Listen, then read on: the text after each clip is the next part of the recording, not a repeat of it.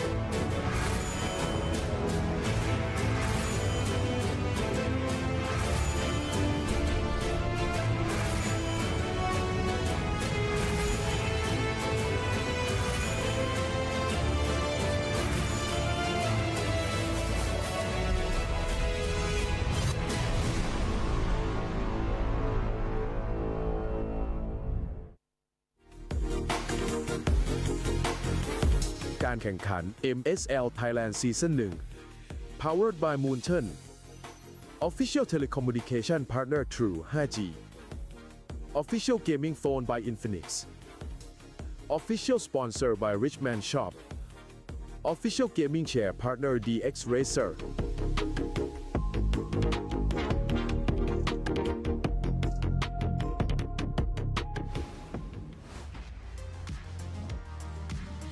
สวัสดีค่ะ ยินดีต้อนรับเข้าสู่การแข่งขัน Mobile Legends รายการ MSL Thailand Season 1 ค่ะ Welcome to Mobile Legends MSL Thailand Season 1 Assalamualaikum Tonton dan puan-puan Selamat datang ke MSL Thailand Season 1 โอเคค่ะ วันนี้ก็กลับมาเจอกับมิ้นนะคะและ พี่มาปางค่ะ MLBB โอ้โหน่ารักสุดๆใช่ วันนี้ก็เป็นวันสุดท้ายแล้วนะคะ วันที่เราจะได้รู้แล้วว่าใครนะคะจะได้เป็นแชมป์ในซีซั่นหนึ่งใช่ แล้วก็ที่สำคัญสำหรับคนที่ได้เป็นทีมที่ได้เป็นแชมป์ในซีซั่นหนึ่งนะคะก็จะได้ตั๋วเข้าไปแข่งขันด้วยในรอบไวล์การ์ดที่ปารีสนะจ๊ะบ่องชูเลยอยากไป บ่องชูเลยบ่องชูเลย เอา MC ไปด้วยได้ไหม ก็ อาจจะยัง ได้ไหมคะ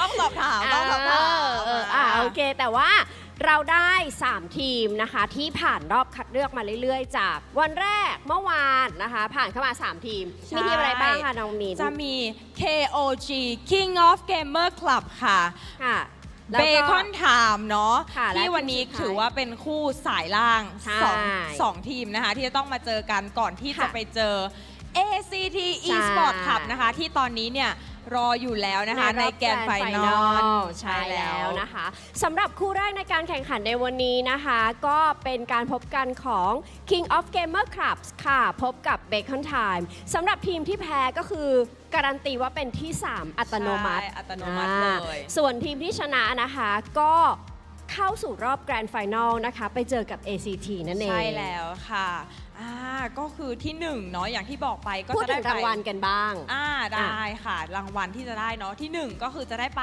MSC 2026 นะคะ รอบ ค่ะ ไวการ์ดที่ปารีสนะคะฝรั่งเศส ใช่แล้วนะคะ ส่วนที่ 2 นะคะก็จะได้ไปทำการแข่งขันต่อค่ะในรายการ MCCM ซีซั่นที่ 7 นั่นเองอุ้ยซีซั่นที่ 7 แล้วมา 7 ปีแล้วนะคะน้องมิน เยอะมากเลยนะ แบบยาวนานอยู่กันมาอย่างยาวนาน ของเรา จๆ เพิ่งจะซีซั่นหนึ่งแต่ว่าทุกทีมคือทำผลงานให้ได้ลุ้นระทึก ทำได้ดีมากจริงใน อันน่ะ แบบซีซั่น1เนาะของประเทศไทย ใช่ค่ะ ทำได้ดีมากจริงค่ะ ค่ะ เหตุ สรุปเหตุการณ์เมื่อวาน คร่าวๆ เกิดอะไรขึ้นบ้างคะพลิกผันจนชนิดที่ว่าแคชอัพไม่ทัน ใช่เพราะว่าหลายเหตุการณ์หลายเรื่องราวเกิดขึ้นใน 1 วัน ใช่ เหตุการณ์แรกก็คือ KOG ชนะเทนา 3-1 3-1 เทนาก็คือตกรอบกลับบ้านไปเมื่อวาน ใช่ แต่ว่า ค่ะ ในทุกๆรอบของเทนาก็ถือว่าพัฒนาทั้งตัวเองแล้วก็ทีมเนาะทำได้ดีมากจริงจนมาถึงรอบเพย์ออฟเมื่อวานเลย ใช่แล้วนะคะ ก็ได้ที่ 4 ไปเมื่อวานแต่ว่าทุกคนทำผลงานได้ดีอย่างที่น้องมินบอกจริง ๆ นะคะ ต่อมาค่ะ King of Gamer นะคะ วันนี้ก็จะเจอกับ เบคอนไทม์แข่งสายล่างก่อน ใช่ ก็อย่างที่บอกกันเลยค่ะว่าทีมที่แพ้ก็คือจะได้เป็นที่ 3 อัตโนมัติ ใช่ นะคะ แล้วก็ทีมที่ชนะเนี่ยก็คือเข้าไปลุ้นแล้วว่าจะเป็นที่ 1 หรือที่ 2 คือเอาง่ายๆว่าถ้าชนะปุ๊บการันตีและต้องมีทีมใดทีมหนึ่งได้ไปปารีสกับทีมใดทีมหนึ่งเนี่ยได้ไปแข่งต่อใน MCCM ซีซั่น7 ใช่แล้ว ใช่ค่ะ ก็น่าจะอยากดูแข่งแล้วล่ะจริง ๆ แล้วเนาะเพราะว่า ใช่ ตอนนี้เนี่ยคนก็เริ่มเข้ามาเรื่อย ๆ แล้วเนาะ ใช่ ข้าง อุ๊ย ปา ด้านหน้าคนเยอะเลยน้องมิน ค ด้านหน้า เยอะ เขามีกิจกรรม มีกิจกรรมถ้าใครมานะคะ ก็คือสามารถ ค่ะ มาเล่น 5v5 เพื่อเอา ใช่ โค้ดได้ด้วยแล้วก็มีอะไรนะคะพี่ปางแบบเป็น กระดาษ เป็นกระดาษเป็นเขาเรียกว่าการ์ดกำลังใจ ใช่แล้ว ก็คือเขียนการ์ดกำลังใจนะคะ แล้วก็สามารถนำการ์ดกำลังใจเนี่ยมาโชว์มาชูในฮอลล์ได้ แล้วก็ข้างในนะคะก็มีบูธกิจกรรมเนาะจากพาร์ทเนอร์ของเรานะคะ ใช่ ก็สามารถ ค่ะ มาร่วมเล่นกิจกรรมเอาของรางวัลของแจกได้เนาะ ใช่แล้วนะคะ ใครที่กำลังเดินทางมาตอนนี้ดูไลฟ์อยู่นะคะ ใกล้จะถึงแล้วใช่ไหมคะ ใช่ไหม ใกล้แล้ว ใช่ เพราะว่า มี เดิน บอก ทาง ทาง สะดวก โปรเจกต์ใช่นะคะ ก็คือสามารถตรงมาที่ BCC Hall เซ็นทรัลลาดพร้าวชั้น 5 กันได้เลย ใช่ น ค่ะถ้าตอนนี้ทุก ซา ค วน เสียง คอยาก หน่อยไหม ดูแล้วซาวเสียงเหรอ ซาวเสียงกันสักหน่อย ได้ ต้องมาแล้วแหละ นี่ มีการ์ดกำลังใจด้วย ถูกเขาเตรียมแล้ว เตรียมโชว์แล้วตอนนี้ โอเคค่ะ อ่ะ ขอเสียงแฟนๆหน่อยได้ไหมคะอุ๊ย ได้ไหมคะ เบคอนห้ามแพ้ เอ KOG สักนิดได้ไหมคะ KOG อยู่ฝั่งนี้วู้ โอเค เยอะ มีกำลังใจ มีกำลังใจเหมือนกัน ตอนนี้ก็พี่แคสเตอร์พร้อมแล้วนะคะ ก็ขออนุญาตส่งให้กับพี่แคสเตอร์ทั้ง 3 คนได้เลยค่ะ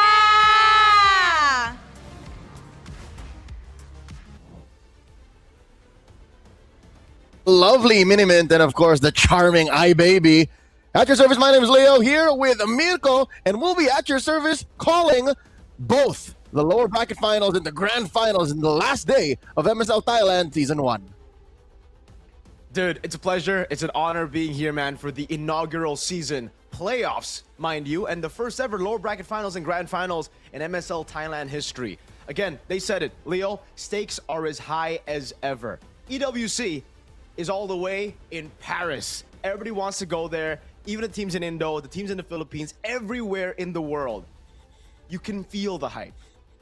I did not know you spoke Thai, but you know what? I'm learning a little bit about you every day. And they also mentioned that the He also mentioned that the winner of, the grand finalists, whoever's there, is at least guaranteed to go to Paris or to compete in MCCM Season 7. So regardless, it's international experience, and who'd have thought that who would be sitting on top of the food chain this early on?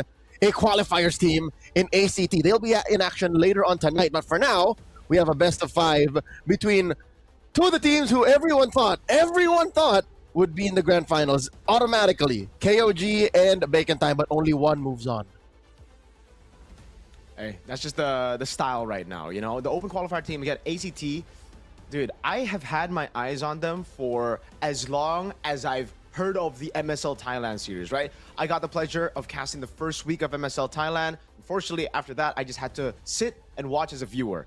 But ACT have always just been impressive, man. Every single time they play, it was very surprising to me, especially Leo, because after seeing so many of the global regions, even casting MSL Myanmar, there's definitely a gap that you see from the major regions into, you know, some of the MSL regions. But for ACT, they've learned through maybe watching their own VODs, maybe through, you know, figuring it out themselves, experimenting within themselves. But they have such a high level of play for a region that's in its first season. Well, it's not like they just figured it out on their own. They have had interactions with the best of the best. They traveled to the Philippines in late 2025. They have been scrimming with teams internationally. Again, to play like the best, you gotta be with the best. And ACT right now are the best team in MSL Thailand. That is undoubtedly true. Despite KOG's dominant run, undefeated in the regular season, they are floundering now in the lower brackets. One last chance to make it through alongside Bacon Time, who has been such a wild card. Did you see yesterday's matches? Did you expect Matilda and Estes to come back? Hey, I did not expect it to come back, Leo. I'll be honest with you again. I mean, we've heard kind of like, I think many analysts here and there talk about, okay, we're in like a crazy initiation meta. Maybe some of these healers can come back into the meta, but it really feels like opening up the map, getting vision, getting someone that can screen around with mobility, with, you know, tankiness, so that he can actually just walk up and check these bushes, takes prio over these healers. But hey, somehow they're able to make it work. Utility jungles are coming back as well, so maybe that's the way. That's the signature, I would say, playstyle for Spider Miles as well. So going back to comfort instead of playing through meta, forcing the team to play meta, that's always been, I think, a lot of the weaknesses for teams coming into the playoffs, right? Rely on your strengths and leave the weaknesses out the door. Because right now, there's no space for any weaknesses, man. It's a best of 5. We've seen many best of 7s in the lower brackets, a little bit more forgiving. But here in the best of 5, you lose the first 2, or you lose that first game, and momentum is going to hurt you. It's difficult to go into a lower bracket best of 5 when you've watched the bigger regions go 7, and I get you. Comfort and weakness are not exclusively mutual. So that's why you have to think about how this jungle matchup will go through, because Kaizen, you can see he has a slew of picks, right? B-Boss has started to pick up more of the Boxer. He just started playing Boxer in the playoffs, mainly because it's got banned, which is understandable. It gives so much to your team when you have a hero that, again, acts like a roamer. You know, he's a frontliner, can dig deep, can secure objectives. Very difficult to fight a utility jungler in the pit early on. But really, the standouts, I don't know if you agree with me, Mirko, are the gold laners. The junglers are just there to help activate them, because to me, it's all about grift. It's all about buy-in going into this best of 5.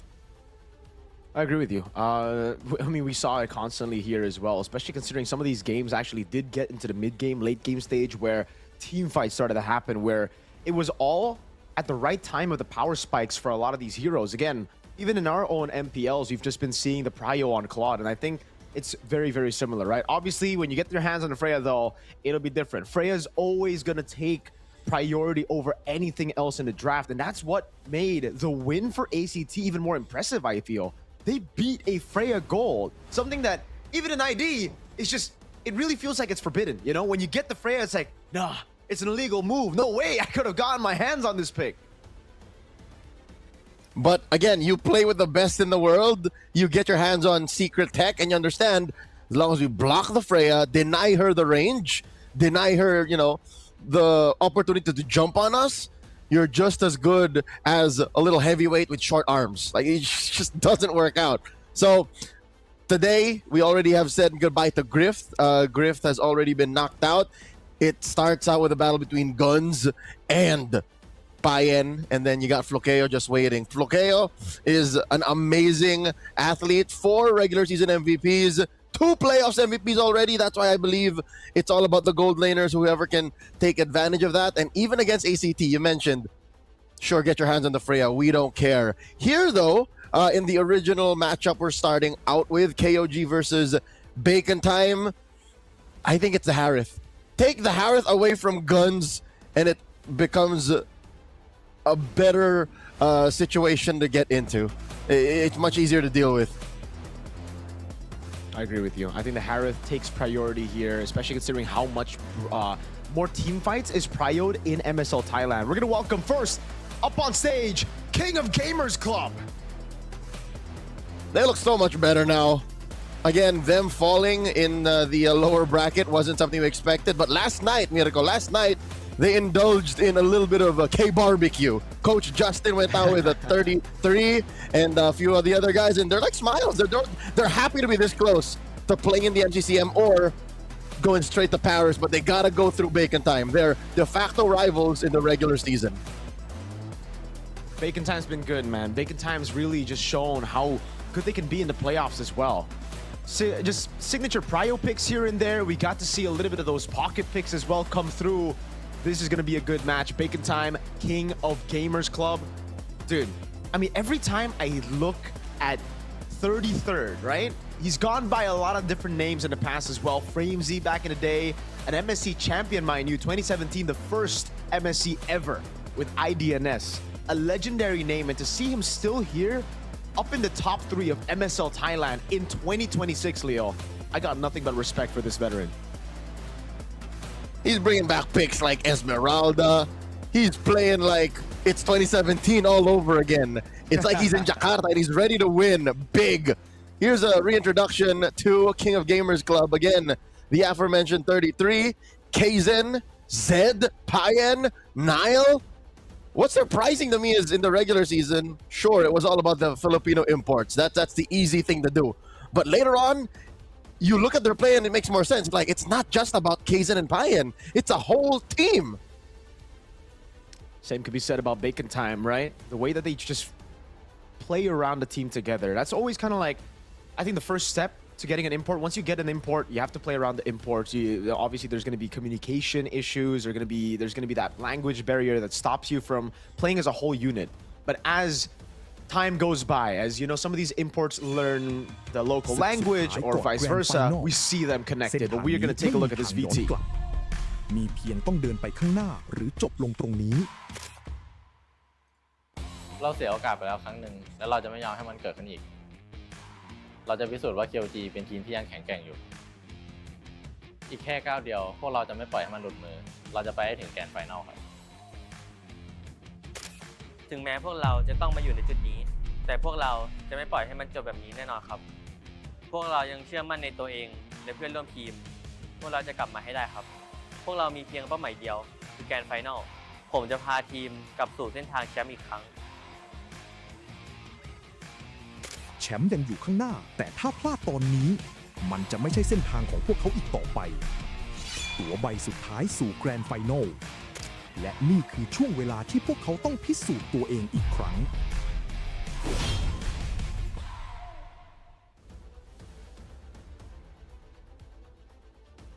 Let's take a look at the head-to-head for KOG and Bacon Time.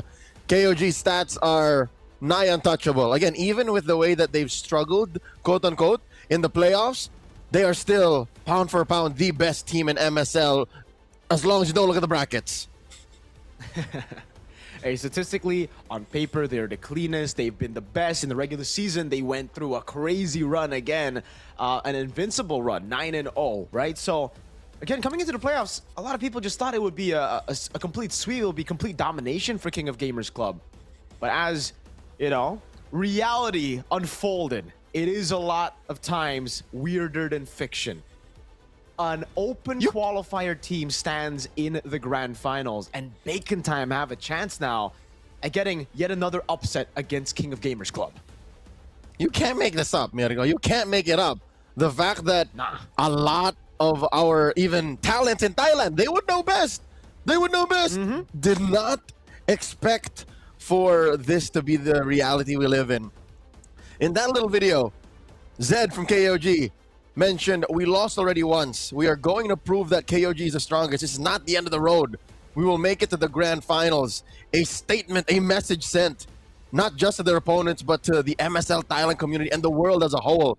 Shoutouts to Facepalm for helping with the translations of that VT. Going into the map draw, let's see where we play the first game. It's Dangerous Grass. What a way to set the momentum. Hey, this is a map that's just, dude, I don't know about Bacon Time here, but I think I'm going to have to lean towards KOG just with their playstyle, right? They're really clean with it. They love going for those ambushes a little bit more, team fights as well, and that's why we can already see Bacon Time take the Guinevere out of play on Dangerous Grass, man. You don't want to have those ambush heroes ready for KOG. And it's weird to see the Freya ban on blue rather than red, but as you said, we are going to be seeing more of those marksmen, more of those even, you know, mages, technically the Harith, the traditional gold laners over the fighter golds here in this specific matchup. I think Coach Justin has just accepted the fact that, hey, it's either we deal with the Freya or we coin flip our way to fighting it, and they choose not to. And again, you mentioned how MSL Thailand is a very fighty-centric server. That's why the Valier is always such a prio ban. Even with Mimax out of the picture, even with Lord Guns out of the picture, Valier is still a strong hero when you just think of how often fights happen in MSL Thailand.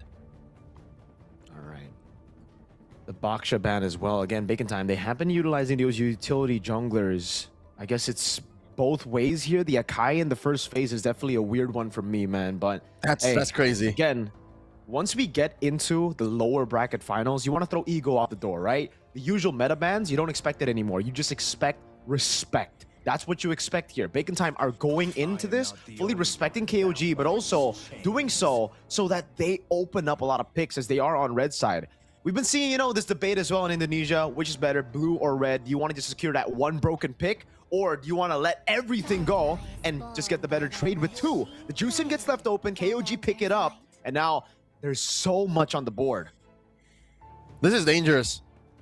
They willy-nilly just threw that Harith right in Gun's face, who, by the way, mentioned in that VT, says, I believe in my team and in myself. We're going to make it to the grand finals. Hey, both players believe in what they stand for, but with a Harith, and even in Dangerous Grass, especially since they got rid of the Akai and the Phoveus and the Gwyn, it all points towards one direction, Mirko. It all just shows you that we're just gonna start. We're gonna one trick this Harith into the grand finals. I agree with you. I think the Harith should just come through here, and they pick up the Eve as well. They're just going to go for the direct counter straight up, man. They want to win out the mid lane. They want to take the Harith as well. It's such a simple answer, but it's an answer that I personally like more than the overcomplicated ones, you know? We've been seeing a lot of teams try to resort or lean onto execution instead of just going for a solid draft. I'm Team Bacon Time on this side. I mean, on this debate. Let's take a look at KOG. They go for the Harley. All right. Do they combo it together with a weak side Claude? There you go. Up against the Eve, against the Harith as well. KOG, same response, Leo. They don't overcomplicate stuff. They're just picking up what's prio. Coach Noel and Coach Justin, like Magneto and Professor X, just going at it forever. Playing a game of chess that only they understand. Bacon Time, though, digs deep. Usually when we have to go down to, like, the Fredrin or the Akai again, it's weird. With Akai getting banned in the first phase, you go to Fredrin first phase too. Are we throwing back to 2023? What's going on? We haven't seen a lot of this as well in ID though, man. The Fredrin in the first phase, especially for TLID. For some reason, when the Jote gets his hands on the Fredrin, it's just an easy done deal win. So maybe that could be the same reason that Bacon Time pick it up. They're going to go for a simple front to back, trying to beat this execution-heavy composition, I would say still, right? It is Prio, the Claude, the Harley, but it definitely leans towards more execution as Bacon Time can just play around those neutral objectives. Bacon Time ban out an XP that can stop the Fredgen. I think the Terizla should be next, or maybe even the Glue here. But KOG, they got to take away these physical damage dealers out of the XP lane. When we see these Fredgens, these utility jungles, Leo, we usually see it comboed with Arlet, but in Indo, we've seen even the Paquito.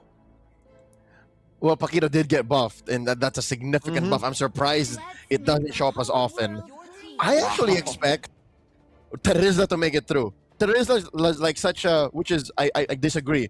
People look at Terizla as a little like nothing XP laner, like a vanilla XP laner, but it's usually the glue that holds, not literally the glue, but you know what I mean? Like it's what bonds the whole lineup together. So I agree. I think ban the glue, let the Terizla through. Like you're losing out either way, because there's room for Bacon Time to invest in the whole high execution angle. And if it comes down to just a good flicker penalty zone, by all means, or rather penalty zone flicker, you know, mid execution. You've even seen very creative angles with the penalty zone flicker. They ban out the Khalid instead, taking away mid prio from KOG, and that might have already kind of given it away that Bacon Time are not going for a fast clearing concussive blast roamer. Maybe they're going for, as we've mentioned earlier, a Mathilda, perhaps something else. There's a world where it's also an Estes. I think they can, since they did the combo of utility jungler Eve. It's utility jungler Eve still. And then the Harith is kind of, you can put the Harith on a leash. He's going to chrono dash away, but not too far away. He's not going to go as far away as a Freya would sometimes. So, the Estes could come in here now. Or no, they can keep it for Red 5. Like, they can keep us at the tip of our toes. They can go for an XP laner first. Absolutely. I like that. I mean, right now, the Arlet's already banned out, right? That's the combo we were expecting with the Eve, with the Fredgen as well. No longer on the table. Bacon Time. They go for the Paquito here. Usually in Indo, we still see it Red 5. Again, we did see those buffs, but teams are still not comfortable picking it up Red 4. They want to still save for something else, or they would want to save the Paquito for the last pick.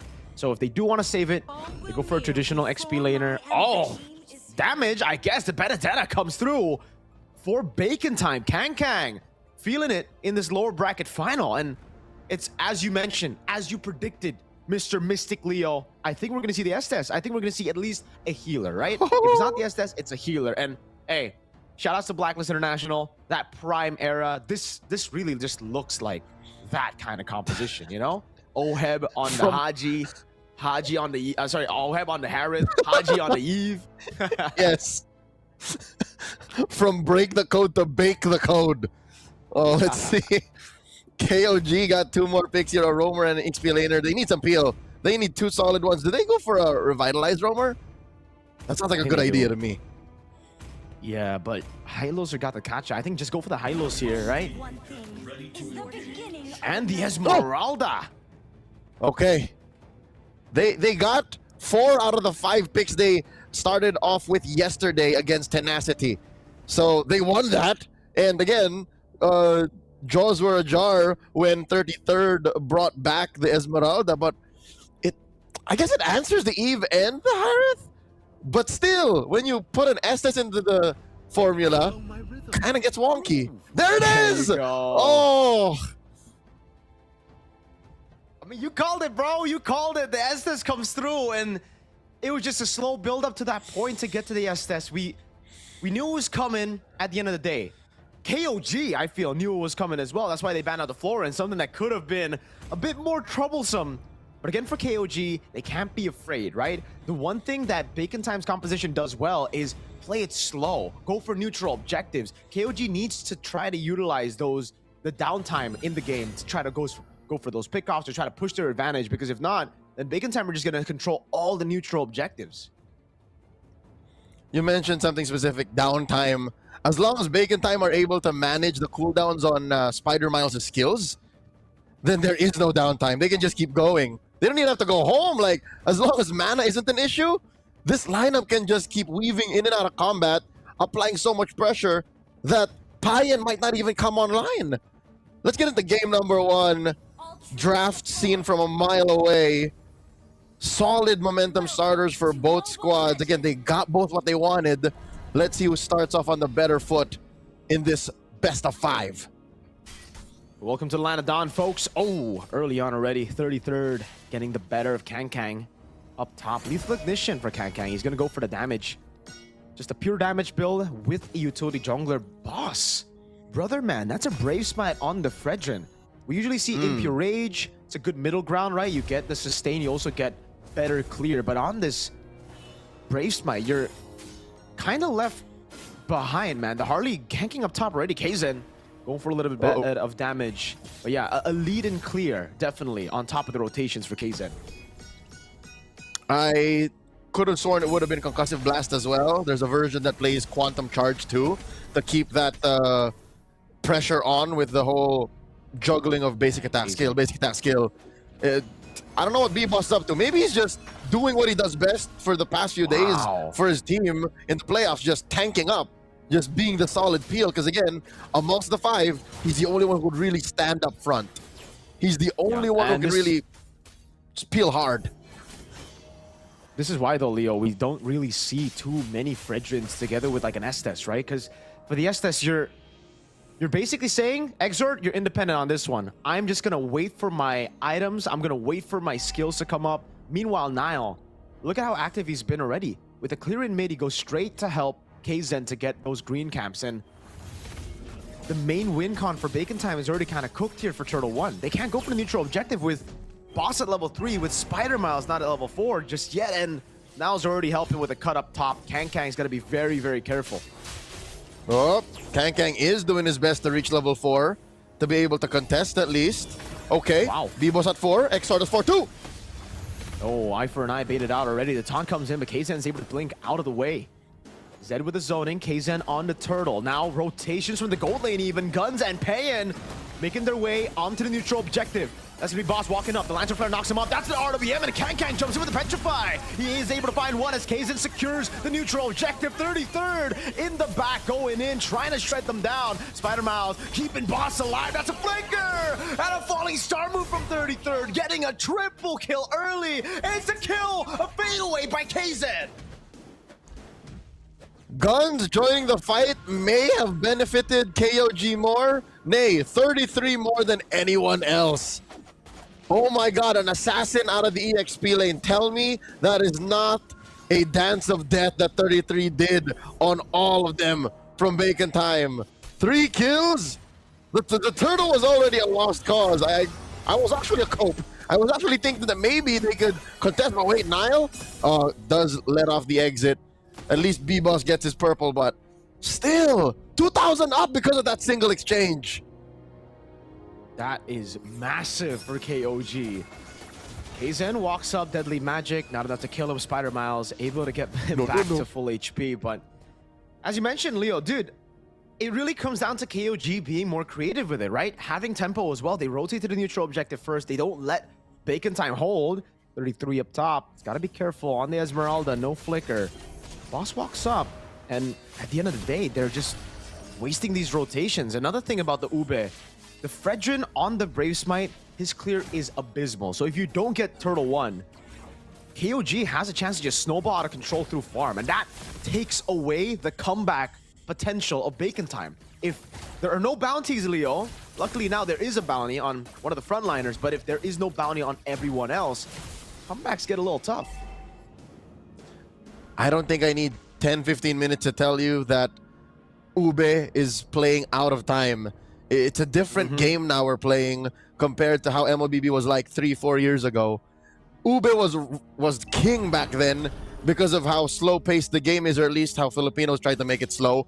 But this time around, KOG says, nah, we fight ASAP. We want 5 kills in the first 5 minutes.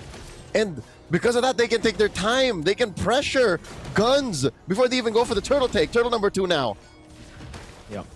Really smart by KOG. They don't want to secure the neutral objective straight up. That's going to be Lantern Flare now. Red Tree Battle. Kang seals it away as he goes in as Boss walks in for the taunt. Good disengage by KOG, and Bacon Time are happy with just a neutral objective steal. Kang that retry battle wasn't won by a jungler, it was won by an XP laner. Okay, if 33 is all about them kills, Kangkang is all about cutting right through, breaking the formation, and denying takes. Well, that's a two-step plan, actually. The way that was so excellent for Kangkang is he pressured Kaizen, hence why he can't sit in the pit, and then he then sat and changed targets. Like that's amazing game IQ and instinct from Kangkang. So that XP lane isn't so dead after all. Maybe Bacon Time can now rotate down bottom. They can start the pressure now. Payan. It was fantastic. And it comes down to, again, the win condition. Bacon Time, they needed that neutral objective, right? KOG, they can still play around the side lanes. They can split them up later on as well. But Bacon Time, they're full all in for this Ube strat. So if they didn't get going on Turtle 2, if they didn't secure that neutral objective, the snowball from 2,000 gold lead could have exploded, could have erupted to like a 3,000 to 4,000 gold lead as they look for getting the bottom lane. Blazing Duet by Payan. Guns pops in Zaman Force already. That's a big cycle down. Nile caught on the RWM of X-Sword now. He's still able to pop the Revitalize to get out. Boss, ooh. That's a big appraisers. Rav, that's a re-engage from Zed. Not too sure about that. Not in range. Good respect from the rest of the team of Bacon Time. Okay. With engages like that, I'd say there's a slight edge to Bacon Time. If Bacon Time can keep on edging the fact that we might fight, no we won't, we might fight, no we won't. Again, as long as they can manage the cooldown on Spider Miles and maybe at this point still exhort, then they can be fine. Oh my god, Kangkang! Oh, he can't get the eye for an eye in time. It was baited prior to the gank. Again, KOD trying to go for the case on the map, but Boss is going to go straight onto the neutral objective. Kaizen won't be here for it. Boss just needs a solid retry. Appraiser's Wrath as well with Retribution as Zaman Force gets used up, but he has no mana. Uh-oh. Guns in a tough spot, and it's traded just for a tier 1 up top. Was it not something we mentioned about 10 minutes ago? 33 jumping in! Falling Star Moon into the stun. Law and Order from Nile. But Bacon Time's got too much healing for them to just burst down. Meanwhile, Kang, he just got back and he's bullied again by the Magic Boy. Okay. Besides cooldowns, mana is something Bacon Time needs. Unmasked to be able to proceed. B-Boss, 2v1! Yeah. This ain't gonna end well for any of them. They should just get back. Don't force it. So far, again, I think even with 3k down, I think Bacon Time's comeback is still a very possibility. Looking at KOG, their only real source of scaling is on Payan. 33rd should start to slowly ease up, especially when Bacon Time gets their main items. Speaking of items, there's already some heal hate on Exhort. I wonder if there'll be one more source of heal hate. Usually you build it on 2 heroes, your roamer and your mid laner. You can't exactly throw it on Estes. I think it'll probably be on B-Boss, right? I don't know So if he wants dominance to, ice on him. Yeah, or you just rely on X-Sword. Whoa! Dang, that damage! Kang actually trying to dash in forward there. Maybe to try to find a Petrify and a cheeky little pickoff. Guns walks up, B-Boss with a walk up too, but the Lantern Flare keeps him at bay. Zaman Force, they're gonna all in onto the high-lows now. Now taking a bit of damage. Revitalize coming down as well as Kang dives to the back line, the eye for an eye, and the healing comes through as Payan is able to get the Blazing Duet now on Guns, who's out of it. Falling Star move by 33. Into the back he goes. The healing of Spider Miles is keeping them afloat, but look at the isolation in the back as B-Boss cannot withstand the damage alone. 33 is a menace. Again, like an assassin, a thief in the night, stealing away all of these innocent lives. They're not innocent, obviously. Bacon Time had lethal intent, but dear Lord, now up 5k? 33 at 4-0 and 2. What's he building? What is he on? You see how with a single Falling Star Moon, he took out Guns. Dude, I think it's just an enchanted talisman. That's how much base damage he has, and it is. It's a talisman into the Oracle, and now at Dominance Ice. Okay. Between enchanted talisman and Oracle, that's damage. Oracle actually translates the damage for Esmeralda because she gives you shields, then she takes it, which is equal to damage overall. So that's why. Not to mention the innate shielding Harith gets Exactly. and the Eve gets. So this is And just... the photo. And the photo, not to mention, this is, oh my God. Yeah. They're already up to Really? tier 3. Bottom is gonna pop. There's no way KOG lets this go. They're up to 8K. It's an amazing pick for KOG, man. That Esmeralda, it plays into everything. Again, like you said, the Harith, the Eve, the built-in photo as well now. Holy Shield in the bottom lane and the mid lane popped as well. The Lord is going to come in and it's dead already, but it got a charge. And KOG are happy with it. They're not going to try to go for too much. They know that Bacon Time still have a very, very good hold inside of their base. So now it's all about suffocating them inside of that base, right? Pain will continuously scale. He'll take all of the jungles. Jungle creeps invade, and this will all be denied off of Bacon Time, who already had to share gold as they have to group up together. Now they're going to be even further behind. This is what the pros call Hunger Games. They are literally just denying them the nutrients, the gold and EXP that they so desperately need. Oh, this is brutal. Payan, don't pretend, Payan. Oh, wow, he's even going to take the baby. Oh, usually you just leave that so it doesn't spawn, but every bit counts to deny. Hey, may the odds be ever in your favor. They don't even want the whole not respawning thing.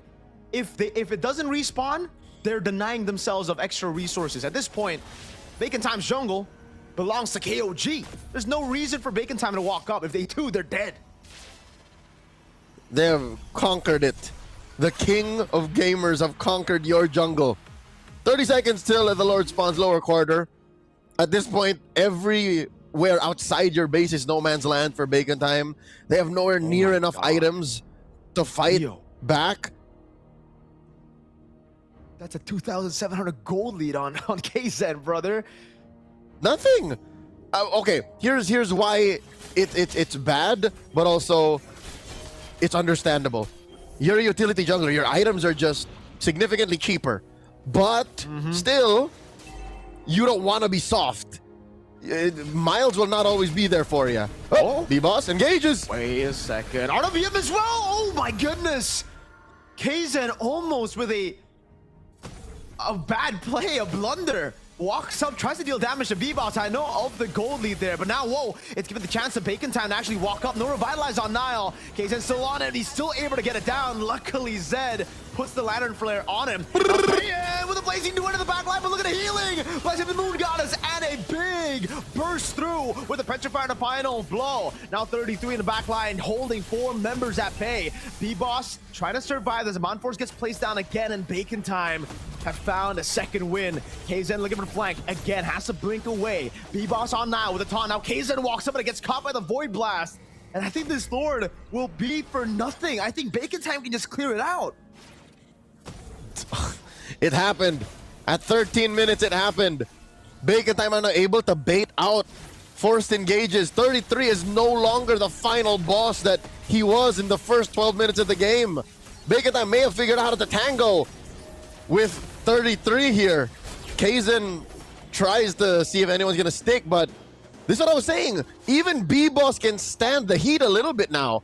He can take maybe 5 seconds of full-on focus fire and then has to call for Spider-Man's help. But as it is, like, that's enough time. Because Guns isn't exactly not farming up, nor Kankang. Kankang has like 2 solid full items. At this point, you really have to execute clean for KOG. Yes, they have a 7,000 gold lead, but time's ticking for them, it seems, right? Like Bacon Time, as long as they play the Ube, if they play together, as Gideon once said, very together equals to win, right? KOG, at this point, they have to try to split them up. They have to try to bait out some of those resources prior to the fight. And it's through that. It's through risky plays, through deadly magics, and then a bounce back on the hat. Wiser words have never been said. I'd give them maybe 2 more minutes before they get the full-on team-wide power spike. They need maybe 1 more key item on Guns, and Kankang got his 3rd full item. I'd say, oh my god, just in time for the 3rd Lord, lower quarter in a minute. That might be when they all just say, we finally contest. Okay, real quick, check. Okay, 3 items on Guns, 3 items on Kang. I'm not even looking at B-Boss. All he really is just a walking threat magnet. Is that a book? Is Spider-Man's also building an enchanted talisman? I believe so, you know? More mana, more magic damage as More well. heals.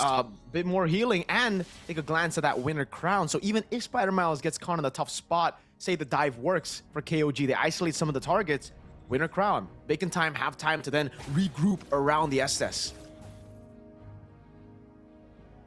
I like how Spider-Man is building it. Again, rank games, you go in immortality. But Spider-Man is nope, I want to fight back. He wants to fight back. And maybe he's looking for those item swaps, man. He's a world champion. He knows how to do it. 33. Look at Eye for an eye baited out. The deadly magic comes through. Oh my goodness. Okay. Kang gets away with the final blow. They don't bait the blessing of the moon goddess just yet. And now the hold. This is what we were talking about earlier. KOG, instead of just going for a full commitment onto a neutral objective, they got to build slow pushes. They got to try to play those side lanes. They have a Claude and a Harley, and they're playing around that now. Benedetta, Kang, sent up top as B-Boss. Holds on a neutral objective. Now KOG looking to go mid, getting the prio, shoving it in. Bacon time have to respond. And that's why they disperse around from the neutral objective. Look at the mid lane. Uh-oh. Guns out of the fight. The Benedetta is still up top. Now wants to go for the fight now. Pops in Glorious Pathway as well as they look for a 3v4. But Guns is backing up top. A solo kill. Kzen is able to get the assassination on 30. On Kang rather. Mortality down. Nile pops to retry or to revitalize. But Guns is able to go through it with the damage of a Harrod late game. 1-for-1 XP for Rome. Mirko, throughout this whole debacle, Spider-Man has yet to press the ult. The blessing of the moon goddess is still locked in and loaded. So I don't know if they're going to have to wait for Kang or if it really does get that bad. But wait, they engage on the 33! He still has the flicker. He should be relatively safe. Look at the position of Kzen. Who does he go? Oh my goodness! That should be the blessing of the moon goddess. And yes, it is to keep Xord alive. Now it gets tough. Bacon time. Their biggest resource depleted as Kzen goes through those health bars with cards, with playing cards. Not a death you want to welcome. That sounds miserable, dying by playing cards. But Kang can survive it. B-Boss can survive it. Now we learn Xord can't. He is still just a soft intergalactic alien mommy. It's not going to work out. You saw how fast just through, again, 2 seconds worth of the card trick and deadly magics, he almost died. So that's dangerous. Keep it close. Wait. Oh, wait, they see it. Kzen's off the map. They're going to try. Kzen's trying to go for the end here. He has no intention of actually rotating over. 33 is doing a good job. The mid lane wave has actually taken the mid lane turret so low. Now Kzen walks up, pops in the deadly magic. That's gonna be the winner crown, and Demon Force used up as Guns holds his position. Better control now as Kang was waiting in the bush. He almost got a read on Kzen, but the wave up top is still slow pushing, and that's why KOG played slow. They reset again. B-Boss comes in, the RWM on Zed, but he's able to walk through it, or walk out of it rather. Kang has to deal with the wave in the mid lane, and look at the wave up top. It's gonna crash. It's gonna lead up to a free base turret. Xord has to recall. Kzen goes in. That's gonna be the Crimson Beacon on Spider-Mouse, who doesn't have to win a crown anymore. Spider-Mouse still there with the healing, but B-Boss was isolated. Now it's Kang who falls to the blazing duet of Payan. It's another lockdown for 33. Guns is getting gunned out by Payan. 33 under the base turret. Goes in even under the crystal. Base turret in the bottom lane gonna fall as 33 pops into Falling Star Moon, holds it in, just zones Xord, and that's gonna be game 1 in your best of 5 lower bracket final, going to KOG. A statement win by first seed after the regular season. KOG almost whispering to Bacon Time's ears, "This is my house." There was just too much going against Bacon Time despite what seemed like a comeback through the Ube Strat incarnate. It was just, the game was just too fast. There's just too much going at you for you to think you could get away with this. Damn. Well played for Bacon Time for a period of time, right? They were able to play around their cycles so well, but KOG, they adapted to it as well. They waited for those resources, they burnt it down, they built those slow pushes, they split the Ube up, and When the Ube split up, it's just bonding. There's no ultimate. There's no experience. Well, it's unexperience. One could argue it's just an experience. Nothing about his ultimate. There's very little bonding happening, but also it puts into perspective how amazing Blacklist International run was. How great they pioneered the Lord Dance when they would do both, clump up, control the long lane via Edward, sometimes Oheb, and then come back and just do the same thing. Like, that is what Bacon Time tried to do. It's just teams like KOG, athletes like 33, athletes like Kaizen have spent the past half a decade figuring out, how do we break this? How do we deny this from them? And that's exactly what we saw. That last Lord Dance, as long as it was, is the product of half a decade's worth of studying how Blacklist did it. And they broke it down so well. That's why, Leo, you know, like even during Blacklist time, a lot of people might want to try to like take the credit away, say it was just a broken meta, it was just a healer meta. But hey, every other team tried to play the same way. And why was it only working on Blacklist? Because they were the only ones to be able to execute it at that high of a level to actually win a world championship with it. Heck, back-to-back grand finals. So it does get tough for Bacon Time. We do have our MVP, though. A phenomenal performance by 33. An MSC champion, the first of its kind at the time. Kill participation, nice, 69%. The support emblem. And as you said, it was the Enchanted Talisman with the Oracle, the extra shielding that equals to more damage. But at the end of the day, it was just a good pick, right? It's an Esmeralda into a Harith, into a Yve, into a Photo that they anticipated with the Estes as well. They planned for the Estes. They knew it was coming. Formerly known as the athlete named Framesy, he is wreaking havoc in his home country. What even is the plan for longevity for this man? Where was he when his region needed him the most? Was he just waiting for a league in Thailand? Because he's playing like he's never missed a beat. He's playing like he's always just been around, like it's 2017 all over again. September 2017 in Tamanangrek. Hey, dude, that's what we call the home of esports, man. All the esports events started there. So shout outs to Maltaman and Greg. But yes, he's been busy, Leo. I've casted a few like grassroots tournaments here and there, and every single time for Thailand, it's Framesy. It's Framesy and Izzy. Izzy of Buriram, who's always just been there together. They've been there together. So I was very surprised with the first season of MSL Thailand, seeing 33 and Izzy go their separate ways. But obviously, that's just the way esports are, man. You know, sometimes teams want just one or the other. And we see this new team for Bacon Time, for KOG. We even get to see Izzy with his new team. And that's why it doesn't really look like 33 is taking a step back. He's never taken a step back. Even through the tough times of Thailand and MLBB esports, he stuck through with it. He's committed. And now we see that commitment pay off. He's back in the spotlight. And he is steps away, games away from flying out to either Paris or representing Thailand in a chance to go to Paris in MCCM Season 7. Let's take a look at the stats here. Again, 13-5 in just about under 20 minutes. And here's, again, a reminder of how the olden days were. 19 minutes is just about the average in the age of Ube. Those were long games. So this ending here is just a statement from KG saying we're long past those days of 25-minute bouts. Man. And that's why I love the high-lows, you know. Such a good way to deal with everything the Bacon Time are doing, right? I mean, the Estes needs to use those resources, needs to...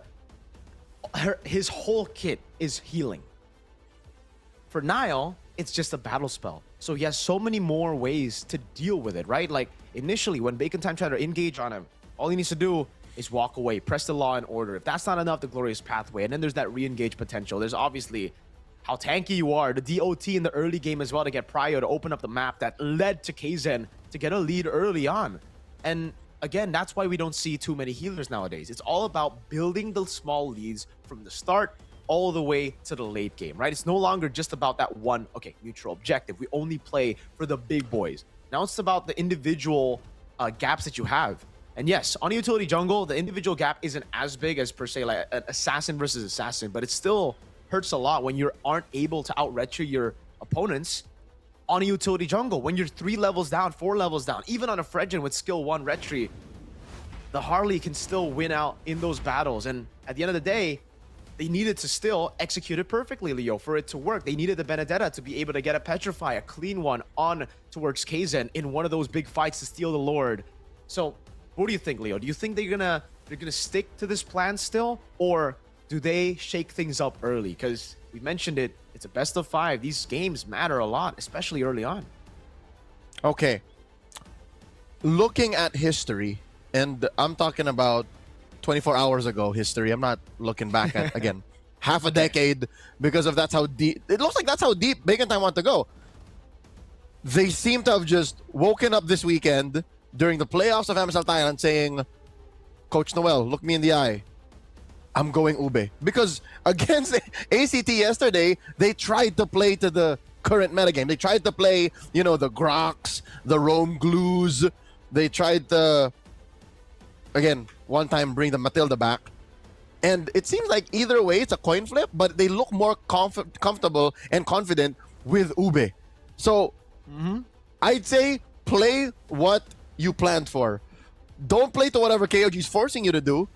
If you decided this weekend that we're going to go and play and win MSL Thailand with Ube, then just force Ube into the wall until it works. Because that might be what works. That might be what gets them the win, because yesterday they played an Estes game 1, a Florin game 2, and then they switched it up. They went glue game 3, and then game 4 they got off their tempo again. Last minute tried to Matilda, and then still lost. So you know what I mean? It seems like Bacon Time are here and there, but I say just stick to the course, young man. Just follow your inner GPS. Follow your dreams. Make your dreams come true. You can fly with this kind of composition, and hopefully they do, you know? Maybe they get a flying hero, man. Maybe they get that in. Matilda comes in mind when you want to get movements around the map. I think the one thing that they lack when they have the Estes, and that's why I call it Matilda, is that rotation power. Dude, the Harley was rotating everywhere with the high-lows, the Juicin as well. You need someone that can help them, the rest of the team with mobility, especially when you're up against the high-lows. In the late game, it just gets so difficult to rotate around. Was the Marcel completely snubbed in game 1? It was completely ignored. That was one of the many picks on board. And that's the thing, Leo. Okay. Sometimes do you want to pick it up? In perspective, Marcel is kind of like the hybrid of a crowd control enchanter roamer. He provides shields. Sure. He stops fights, and then he runs through dudes, stuns them here and there, freezes them. But again, we're not sure if that's something Bacon Time put a lot of reps in, because again, you can also expect that it'll get banned, which it often is in the bigger regions. So, yeah, I agree with you. Matilda might be the best kind of Goldilocks pick, you know, not too cold, not too hot. It's just right, because it provides everything you need to be able to survive in the current metagame. Plus, it still gives you the option of, yeah, we're playing Ube. Man, what does Guns and Payan need? Like, that's also another question is, where do your cores, your gold laners, want to be when the fight breaks out? Because I'm not so sure if this is because of the last game stats, but Guns is outnumbered in KDA.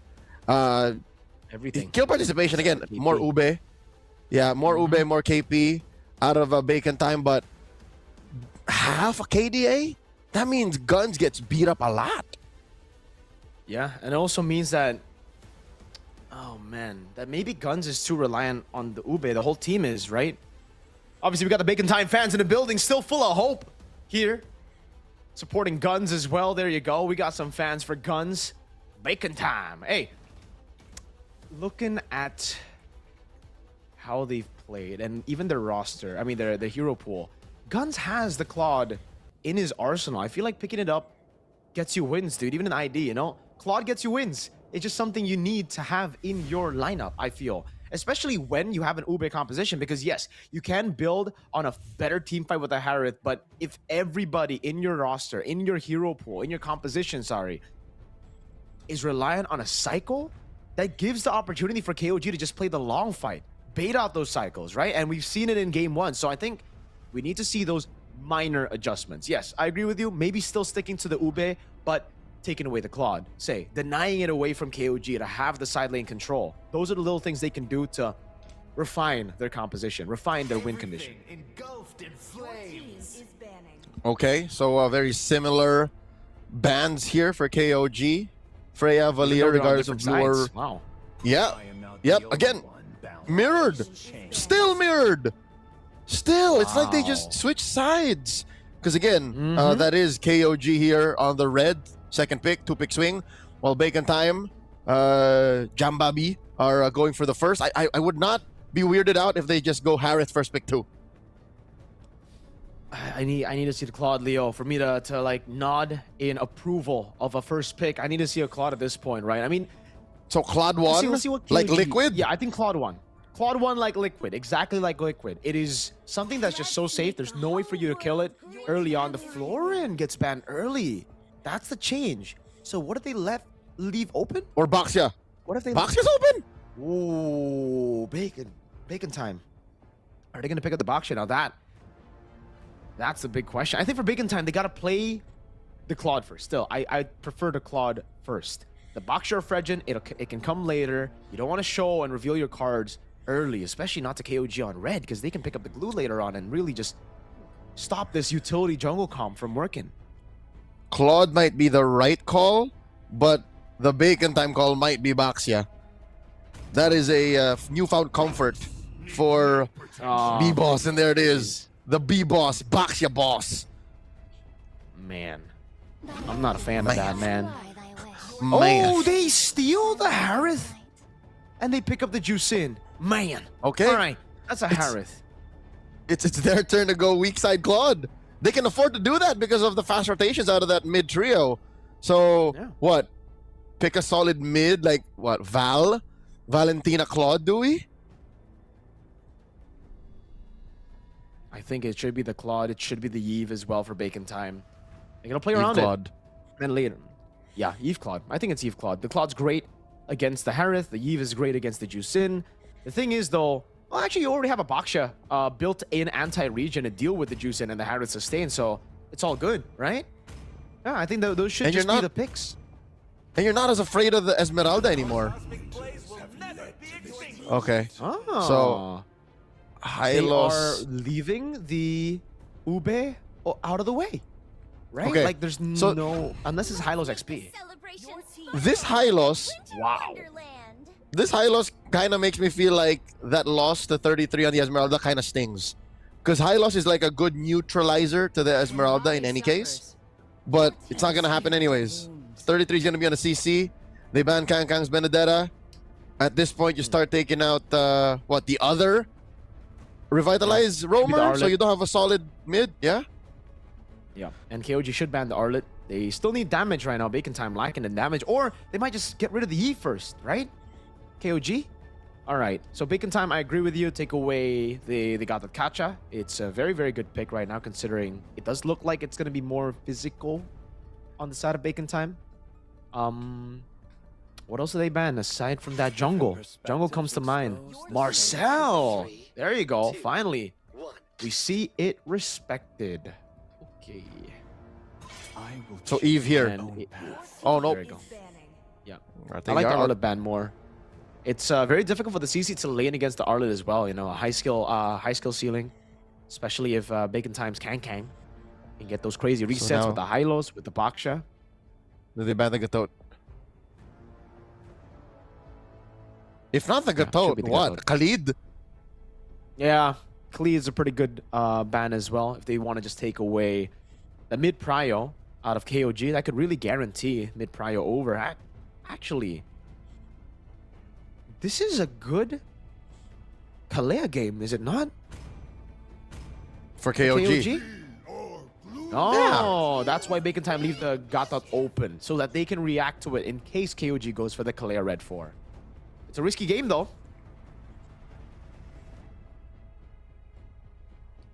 I'm not so confident because neither team's mid duo or trio are locked in just yet. Yeah. How often does this happen that the junglers roam free, man? What happened to our metagame? What not happened a to our lot. drafts? Harley, Suyo still out there? The Mord? Yeah. What? Yeah. I think the Mord is... Whoa! What? From KOG? Oh, God. Are we time traveling? Oh, Are we man. slowly time traveling? We are. Oh. If you take away the CC and the Juice in, you would just think this is M3 all over again, man. Okay. What? The Barats. This is not flex. It's just jungle. Right? Here's what's hilarious. I don't know what the hell Coach Justin is thinking, but he might just go Matilda, Florin, or Estes himself. Well, no more. No more Florin, but Matilda even. Look, Matilda Barats is ridiculous. It truly is ridiculous, dude. And they will have so much sustain, so much consistent damage as well with the CC and the Harith and the Juice in. The Sora comes in with the Lilia. I like the Lilia. I like it a lot there. Up against the Barats, up against the CC. Even the Juice in the mid lane. If KOG don't go for fast clear, Spider-Mouse and Extra are going to win this duo mid hard. Bring it in, Matthew Hilda. It's gotta be. Or Rafaela, because Barats ain't mobile enough. He needs a little bit of oomph. He needs a push. Okay. Give him wheels. I agree. I think it should just be the Matilda, man. They kind of put themselves in this spot. There's no way they go for just a Khalid or a traditional roam, right? I mean, I guess the Kalea is a good middle ground. You can initiate, you can also heal, but yeah, then the mobility on the map is just horrible. I think it is. I think they've kind of like picked themselves into a Matilda corner. Yeah. Always on the way. There it is. Oh my God. Matilda Barats in the big 2026, Leo. I mean, I had a lot of expectations for MSL Thailand, but this was not in my... at least it was for Bacon Time, not for KOG. This is like finding out that your spouse of 15 years is a spy. We did not cast 2 months of MSL Thailand to find out that in the playoffs, in the final day, we would go full Ube. What is going on? There's no pink-haired daughter to tell you that can read minds here. No telepathy. But hey, purifies for Harith and for Payan and Guns. Man, it's just... I'm still kind of... It's surreal. It's surreal to see. It's surreal. Still, though, the Lilia is so good in the early stages with the Matilda. I don't really think this mid is going to go well for KOG, dude. So that's one thing they're going to have to try to play around. Because there was very little examples of a metagame where Matilda and Zushin were together. So this is a duo that doesn't have many reps. Like, I can't tell you with confidence that this is a duo that has priority. So we'll see. Again, early rotations, you see KOG crossing over quick. So Nile is checking in, but he'll see that, oh, B-Boss swerved. B-Boss went the orange. Interesting. I think it's just pathing towards the Lethal Wanderer, the first one. Shield Unity already used up now, trying to go on Zed as able to land it now. Spider-Mouse with a stun as well as Exort. Puts down the damage, the Guiding Wind gets him back to safety, and as expected, mid-prio goes to the hands of Bacon Time with a free lethal pickup as well for B-Boss. Okay, I have a theory. Possibly the reason why KOG just said, you know what? Just for the SNGs, right? Just for the SNGs, we're gonna go Barats. It's broken walls. In the heyday of Barats, his mobility was always an issue. But wait, 33? Oh, he should be fine. All right. Okay, in the heyday of Barats, the walls were solid, but now he can kind of walk through them. Even Deathless Welcome through them. Okay. This is slow build. Nothing crazy. I think this is what we expected, though, with the healers. This is, oh, never mind. They're going to go for the fight. Guiding Wind. No tap of the button for KZen. He just still plays it slow. I'm looking at the emblems again, and both of the utility jungles have gone for the concussive blast. They've gone for faster clear instead of looking for, again, the sustain that we saw earlier, Brave Smite, right? So, yeah, I think now it's just a big fight here. Oh, calm before the storm. This is a wiser choice. Again, as a utility jungler specialist myself, I prefer Quantum Charge or Concussive Blast. Not much of a Brave Smite user. Turtle at half health. Yep. Mal's in the back, going for a KZen. Going to be looking for the retreat. That's going to be the Shifting Skies. Zetsun is welcoming the retreat from KZen, but he's left all alone, and there's no Guiding Wind to save him this time around. 1 kill for Bacon Time, a turtle for KOG. So in a perfect world, Kaizen would have survived and he would have provided the extra damage. But this will lead to a steal like unlike any other in the early game. Oh my god, they take it. Yep, purple buff take, B-Boss able to get the shield unity. They're trying to body block and they do. What a Crimson Beacon and the Lantern Flare to throw him back. There you go. It's a kill over to Zed and just a purple buff take that was secured by Payan, right? Yes. So it went from great to good. At least it didn't go over to B-Boss. He gets punished bad. So it's still, I think, a massive win for KOG regardless. Dang. So this is just so good for Payan, man, in this lane against Guns. He was already kind of struggling, and with the purple buff, Payan can just spam those skills over and over again. So lead still, I'd say, in favor of KOG. The early kill onto the utility jungle was on the utility jungle. Like, it was B-Boss who got the kill. Meanwhile, the other kill for KOG went to the hands of Zed, who most probably will be going for the Sky Piercer this game. And more important now than ever, that is something that they have to do. We've seen maybe 1 in 5, 1 in 8 Zushins let go of the Sky Piercer, but here with a lineup like this that has only one real source of damage, the Harith, you need a Sky Piercer. So Zed has to build its stat. I'd say no later than 8 minutes. That's what they need if they want to be able to snowball with this kind of lineup in 2026. So please, please, I hope he starts buying those gloves now. He needs those gloves, man. It's getting cold out here in the broken walls. B-Boss. Oh. Whoa, I don't know about that. Shield Unity and even a Poisson's used to poke right before the neutral objective spots. You need that against 33. He hasn't been part of the fight just yet. Oh, God. I don't know about that. Well, they've committed it, and now they begin to dance. Both gold laners are here too. Circling Eagle.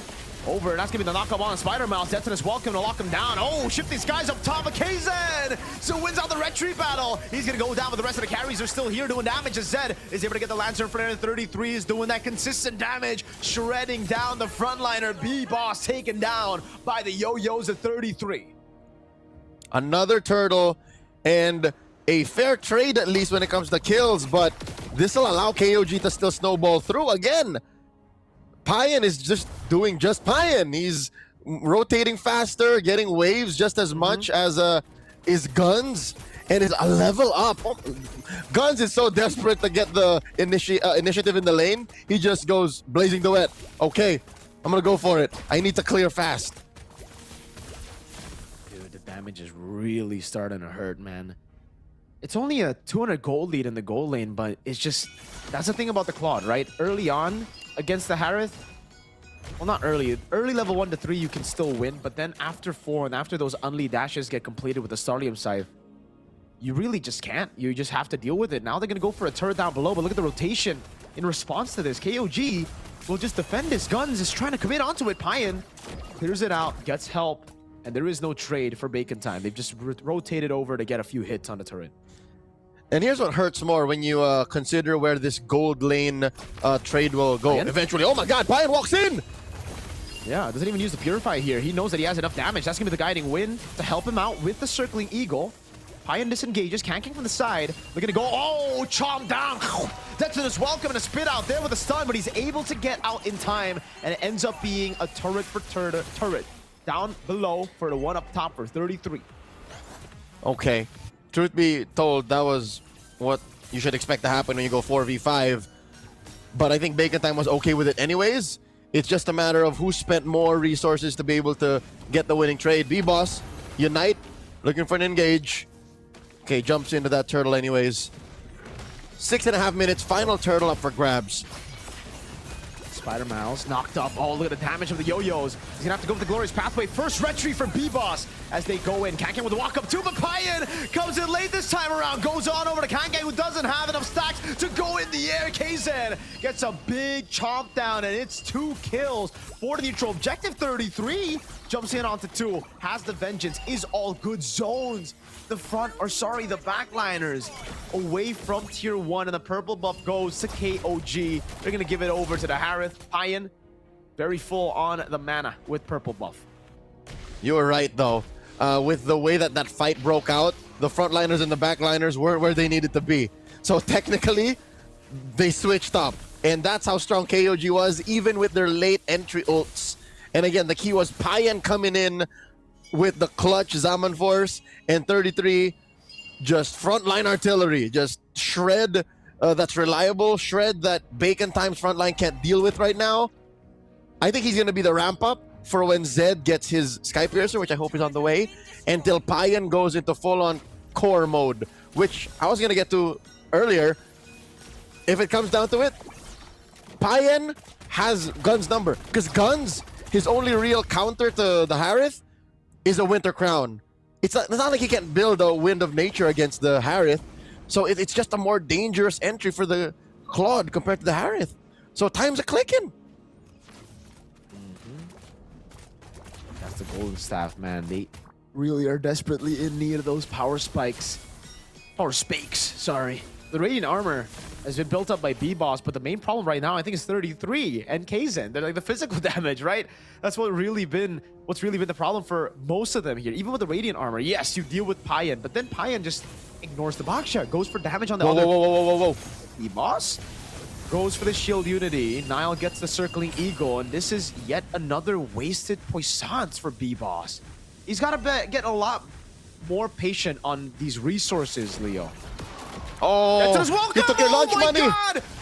Through the wall, goes in, Exort pops into Black Shoes in time, gets away. Uh-oh, Kaizen thrown back under target. The Guiding Wind gets him back to safety as he tries his best to heal back up, but Miles falls as well. Kang so low, 33 gets the kill on him. Guns way out of bounds. 33 gets away with the Guiding Wind, and it's rope for jungle. That is, I'd say, a technical knockout on a couple of members of Bacon Time. So at least Bacon Time can delay the Lord take here. Zed now finally has his Sky Piercer. And throughout this whole time, 33 may have just pressed his Vengeance once. He was at the brink of death, but he refused to press it. Kaizen responds, but I think Bacon Time looking to blitz it. Oh, nope. They're gonna go. Yeah, they want to just go for it, man. 33 is going there as well. They're not committing onto it. Kaizen's back up. They've given too much time. Now it's a pure retreat battle. It's Guns who wins it up. But Payan goes over to Saban Force now on towards B-Boss. Kang in the back isolated. They go for him instead. Kang goes to the skies, gets full stacks, but it's still him just dead. Spider Miles next to the chopping block. Zed gets a Sky Piercer stack. First of the game. And this Lord will be for naught. Bacon Time, once it spawns, KOG will just clear it out on the bottom lane. It goes as well. So for once, I think KOG wished it was Flying Clouds, because that would have allowed Kaizen to get in there faster, secure the Lord, given that he is a level or two up on B-Boss. But alas, he was maybe a second too late.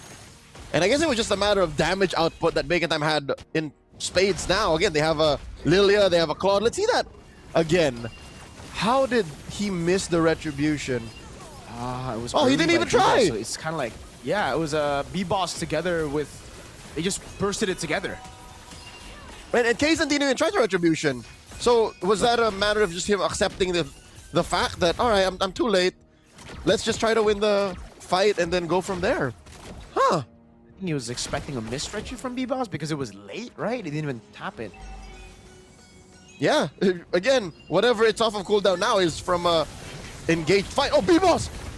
Uh-oh, not. Oh, what a pullback by Kaizen. Lantern Flare as well. Let's give it the Sky Piercer stack again. Zed is pre-farming the Sky Piercer. He's untouched in the fight. That's gonna be another kill over. Blazing away, coming down from Guns. But Payan gets away, and a Lantern Flare again brings Kang back. 33 goes down. Exort. He needs to get away. He can't use the Black Shoes. Whoa! Circling Eagle on the turret. There you go. No mana for Payan, but he's still enough to take him down. Nile gets him down with the Circling Eagle. And Guns is looking for the trade. The Holy Shield up top will be procced. That tier 2 down below is the only trade they can get. And it might not even pop, because that wave is going to deal with the minions. Nope.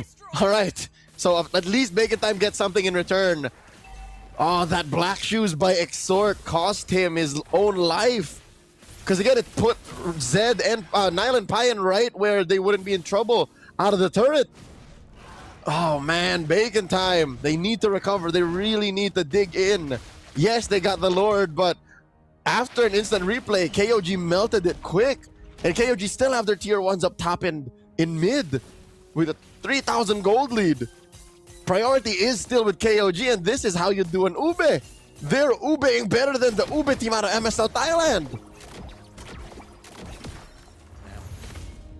This is clean by KOG, dude. It's just clean. Crazy heals, the way they play around the utility jungle as well in Bacon time. Oh, Maybe they're just so... Oh, items? gross. Malefic Roar. How often do you see a Malefic Roar on a CC? That's how ahead KOG is, or at least that's how much they want to end this soon. Oh, my lord. They try to go on a case and gets a big chomp down, and he's so tanky. They're using everything on him, and he's only just now feeling the heat. He goes down, but the resources have all been depleted. What guns? Walks in with a blazing duet straight into the burst of the Chrono Dash. Spider Miles thrown back, and Zed gets his 30th Sky Piercer stack. Yes, you can get the jungle. They'll take 2 members down, and that's a free Lord without the jungler. All right. 30 is the number. Zed had 1 kill prior, building that Sky Piercer. And this is what I was saying. Again, even when it comes to the late game, count up all your power spikes. That Claude will still hurt, even with all the lifesteal you're getting from a Blazing Duet. The only answer to a Harith, an angry Harith at this point, is a Winter Crown. How far is Guns from that? And even that won't save him. It'll save him for 2 seconds. And then he has to go think of something else. I don't know. It's just so tough now. It's all on they him. have those power spikes. There you go to Winter Crown. But the thing is, KOG just have crazy healing. So even with the Blazing Duet, as long as the fight is an all-in, right? Like, I don't see a way for Bacon Time to win. Like, Bacon Time, they need to do what KOG did. Split them up, bait those resources, but they don't have a composition to do that. They have a composition to go and just play front to back. Guns can try to wait all he wants, but by the time he waits and, you know, he gets those resources down, a few of his members would have already died. Pine just going through these turrets like a hot knife through butter. It's counterproductive. If ever they wanted to split, it would be off of Guns, maybe off of B-Boss, but they're both needed in team fights. They're both who start and end fights, so they can't split it with them. It's a non-starter. Where's he going with this Detonus Welcome? Oh my lord, they burst B-Boss down to half HP. They're doing a good job with the waves as well, though. Wave in the bottom lane coming down, and the Lord up top as well at the same time. Gone. They get the turret, top's gone. And it seems like they want more. They don't want to just end the siege here. They're going to clear out mid, they're going to wait for that next wave, and then they're going to try their best to go in again. Maybe this time with a Detonus Welcome that lands. It is off of cooldown, so again, that is a mechanic of the ult. If you cancel it, its cooldown is significantly reduced. They will just continue to play the Hunger Games. And I think the safest route to victory is still a Lord in a minute. Same spot it spawns. They'll have to start pressuring long lane, which I can say KOG are built to do. They can do it off of 33. He's very chunky, he's very sustainable, and also deals a good amount of damage. So that means you have to send like 2-3 dudes to take him down. And then the rest of them can just start dancing. But also, Nile can pull 33 out of there. He can like run through the jungle,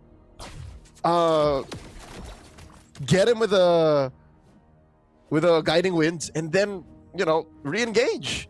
The map just belongs to KOG. It's inevitable. It is. In-game equipment check again. Wow, that's a Legion sword. They feel like they are lacking damage, so Kang's gonna have to build even more damage, it seems. Is that a Malefic Roar? It has to be, right? Malefic Roar or Halberd. Which makes sense because, again, so many shields, so much healing. There's a photo on that Matilda. One Exactly. that's So, it. uh-oh, conceal. Again, they go on KZ, but that's not the right target, man. Every time you go on the utility jungle, it's just an auto lose. Exor gets picked up there, is able to pop in the black shoes, or rather he just flickers out of the way. A safer choice. And now, oh man, Lord's taking a half HP. Spider Miles tries to brute force it, but he gets shredded down. The Shifting Skies comes down, but that's his welcome is right there. Now it gets the chop down. Sky Piercer on Immortality. Kang goes down. The shred's too much for them to handle. Zed is unstoppable. Pion's going through, and it's Zed who also secures the neutral objective. everything going right for KOG, and it's crumbling down for Bacon Time. Only Exort and Guns. He pops into BMI. He still gets shredded down, and that's a base turret that falls. KOG don't want to wait for the Lord. They want to go straight for the end. Match point for KOG.